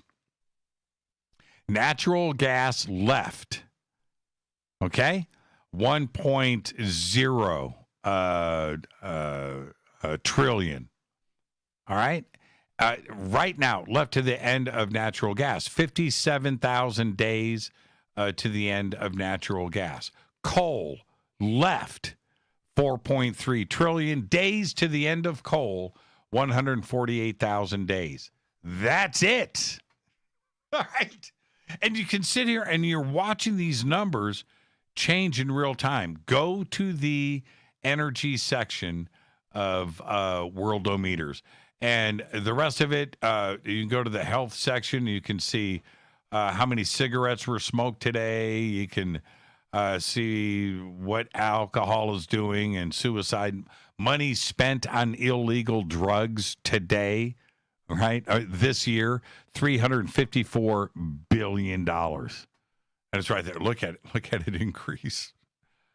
Oh, man. Absolutely incredible. So, yeah, that's where I go. I go to Worldometers, and everybody out there, if you haven't bookmarked it, how many tweets were mine? If you haven't bookmarked it, you should, and you just need to just go and visit it and just stay updated. All of the coronavirus numbers are there per country, per state. It's all broken down, and you can look at it. All right? All right. Let's go back to the phones. Hi, you're live on Fade to Black. Oh, who's calling? Hello? Yeah, you're live. Who's calling? This is Andrew. I'm calling from Miami, Florida. How are you doing today, sir? Yeah, what's your name? My name is Andre. Hi, Andre. You're calling from Miami. Right on. Miami, Florida. What's All on? right, it's the third. Yeah, no, you called me. What's on your mind, Andre? Oh, no, much. I was actually contemplating whether or not to call, but I was listening to the show this week, and you said something about physicists, and you kind of bummed me out a little bit. And I was just wondering why you sometimes get upset about physicists not telling you about the consciousness and abstract like feelings and so on. So, why? Yeah, well, but it's not. Okay, my take is my take. I'm more interested in your take, Andre. You know, my concern with it is that physicists, when they're confronted with the consciousness question, they blow it off.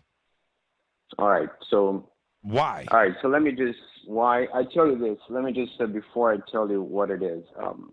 You know, I've called you 3 times already all this period. I've been listening to you since a long time ago. In fact, I think you have a great show, and that's why I'm hooked on Fade to Black. Cool. I'm a physicist myself, and I tell you this: physicists in general, okay, they are not interested in abstract things like feelings and so on. So I haven't really studied much about consciousness, and therefore I cannot say much about it. On the other hand, physics wants to focus on things in which they can describe by numbers and equations, just like your guest put well done, and it was a wonderful show. Mm-hmm. Rick Delano, yes. Very much, very interesting show. And so they're more like into scalars and vectors. Those are things, physical quantities that can put and be expressed in terms of numerical values and also equations. So allow me just to make one correction, if you don't mind. Sure. About the multiverse, and the multiverse, in fact, it's an idea, okay? It's something that has been proposed, hypothetical, by CERN. And the reason why is because when they collide in particles, there is something called there's three principles cannot be violated in physics, which is principle of momentum, linear momentum, principle of angular momentum, and the principle of energy and mass. That's right. You cannot violate these three important principles in physics. No, and so let me say this, Andre, and I want to hear everything you have to say. But when you start off an equation or an algorithm in physics, you got to have those three things first. You got to plug in those numbers. Correct. Yeah, I mean, that's it. Yeah, okay, so continue. So, right. So when it comes to I was just made a quick point about the multiverse, because somebody earlier said about the theory of multiverse. There's no theory of multiverse. There's only a hypothesis. And once it is experimentally done and be, concluded and proven, then we can say it is actual theory. But the reason why they brought into now in a popular way is because when they collide these particles, there are some energy, some mass, there's missed. And so they question, where is these mass goes? Where is these missing energies gone from our universe? Because when you start a system, the same energy and mass to the beginning must be equal, the same energy and mass at the end. And when they collide these particles at high velocity or almost the speed of light, at the end of these particular collisions or the system, what we just said, there is something missing. And so somebody proposed or make a hypothesis that this probably it is in another dimension, and that's when all these dimensions comes into play. Mm-hmm. So it is not it is not what I'm trying to say. It is not a theory, but rather is a hypothesis. You get it? Yeah, I do. Now, and there's another part of this where things start to become a problem, where you hear some physicists in reference to, say, time travel, right? That if you take the mass, a human being, right, and you remove them from this time right now and place them into another time, now you are upsetting the universe. The universe doesn't have this sudden extra amount of mass just appear out of nowhere. And now you are upsetting the balance of everything, and you have removed that mass from the now. So you've done two things at the same time. And you can't do that in the universe, just like you just said, right? There's a set amount of particles in the universe, and they don't go anywhere. They don't. Energy, right. Photons, everything is here, and it hasn't gone anywhere. So therefore, time travel like that, a physical time travel, is something that would probably be some kind of impossible thing, because we would implode. Right? It would just, you're upsetting everything. Right? But if that's the case, if we are going to accept that hypothesis, then if we are exploding matter, combining matter at CERN, and some of this matter seems to be disappearing, then isn't the same thing applied? Are we in danger of imploding the universe if we're disappearing particles? Now, I'm not so sure. And is it an antimatter situation too as well, right? If we are going to let antimatter run amok, some are saying that a gram of antimatter would cause so much damage, right? But it would be contained. It may be a few kilometers in diameter, but it's not like everything is going to dissolve. But even this is hypothetical. And so if that's the case, why isn't antimatter running amok in the universe? Why aren't we seeing it all the time? If it exists out there, then why isn't the universe just disappearing in front of us? So I don't know. I don't know. There is a laws of things that physics can't explain, and there's reasons why we physicists conduct experiments. It's actually to understand better the universe. Now, when it comes to antimatter and dark energy and so forth, I actually have my own ideas about it, and not many people agrees when I say, but it's fine. Each one of us has an egg. You know, when you read or when you study, you have actually have an opinion about a particular subject.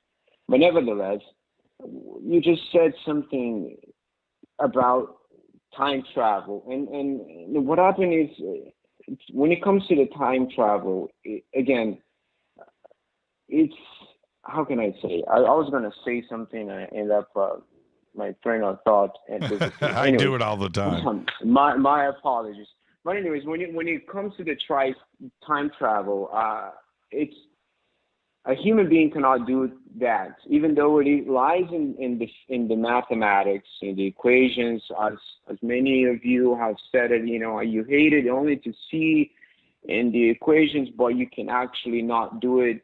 And I think I've called you before, and I said, like, listen, for a human being to do such a thing, it is almost impossible, because the force is infinite, and as you go faster and faster, the relativity tells us that your mass of your body will increase as well, and that's when you put it out, you explode, and it's very, very true. So now, when it comes to the dark matter, I think of this. I don't know if you ever heard that in the 50s, German physicists called Hendrik Casimir conduct an experiment, which is now known as the Casimir effect. These things, he proved that he conducted an experiment. He placed two uncharged metal plates in a vacuum chamber, mimicking the space. And he observed these two uncharged metal plates as time evolved. Later, he realized these two metal plates collided, right? So the explanation was that the causes these two metal plates to collide was virtual particles. It is spontaneous particles that just pop into the universe in pairs, and they collide with itself. So some of them collide with itself and annihilate it, but some of them didn't have the time enough to collide with itself, but it bumped into this metal. So I think it is just, again, my thought. Doesn't mean that it's true, like I tell to my colleagues, but I think that this particular dark matter that we are able to see it and observe are caused by virtual particles. Again, I'm just saying, it is just my own opinion. It doesn't mean, because you have to, you know this, physics and science don't really know what is actually dark matter. And in fact, whoever described this thing is probably will win a Nobel Prize. It's just, again, an opinion. Andre, I'm at the end of the show. This is one of the best calls I've had in a long time. And you know how I am with physics. You and I could talk for the next 5 hours and have the best time ever. All right. So thank you for thank you, sir. Thank you so much. Call me back next Thursday. Okay, we'll spend some more. Absolutely. Don't call me at the end of the show, though. Okay, it's a deal. I'll talk to you. Thank you so much, Andre. Have a great, safe, fun, amazing weekend. Likewise, sir. Thank you. Right on. And that right there, that's Andre from Florida. That is proof positive that the Fadernauts is the smartest audience. You're smart in all of talk radio. Thank you so much, everybody. What a great show tonight. And I'm not kidding. I want everybody to spend some time over at Worldometers. Study that, look at it, bookmark it, use it, live it. Fade to Black's executive producer is Rita Camurian. Show is produced by Hilton J. Palm, Renee Dennis, and Kevin. Announcers are Steve Harder, Gene Vitoa, Mark D. Kovar. Webmaster is Drew the Geek. Music, Doug Aldrich. Intro, Spaceboy. SpaceboyMusic.com. Fade to Black is produced by KJCR for the Game Changer Network. Syndication is KGRA, The Planet. This broadcast is owned and copyrighted 2020 by Fade to Black and the Game Changer Network, Inc.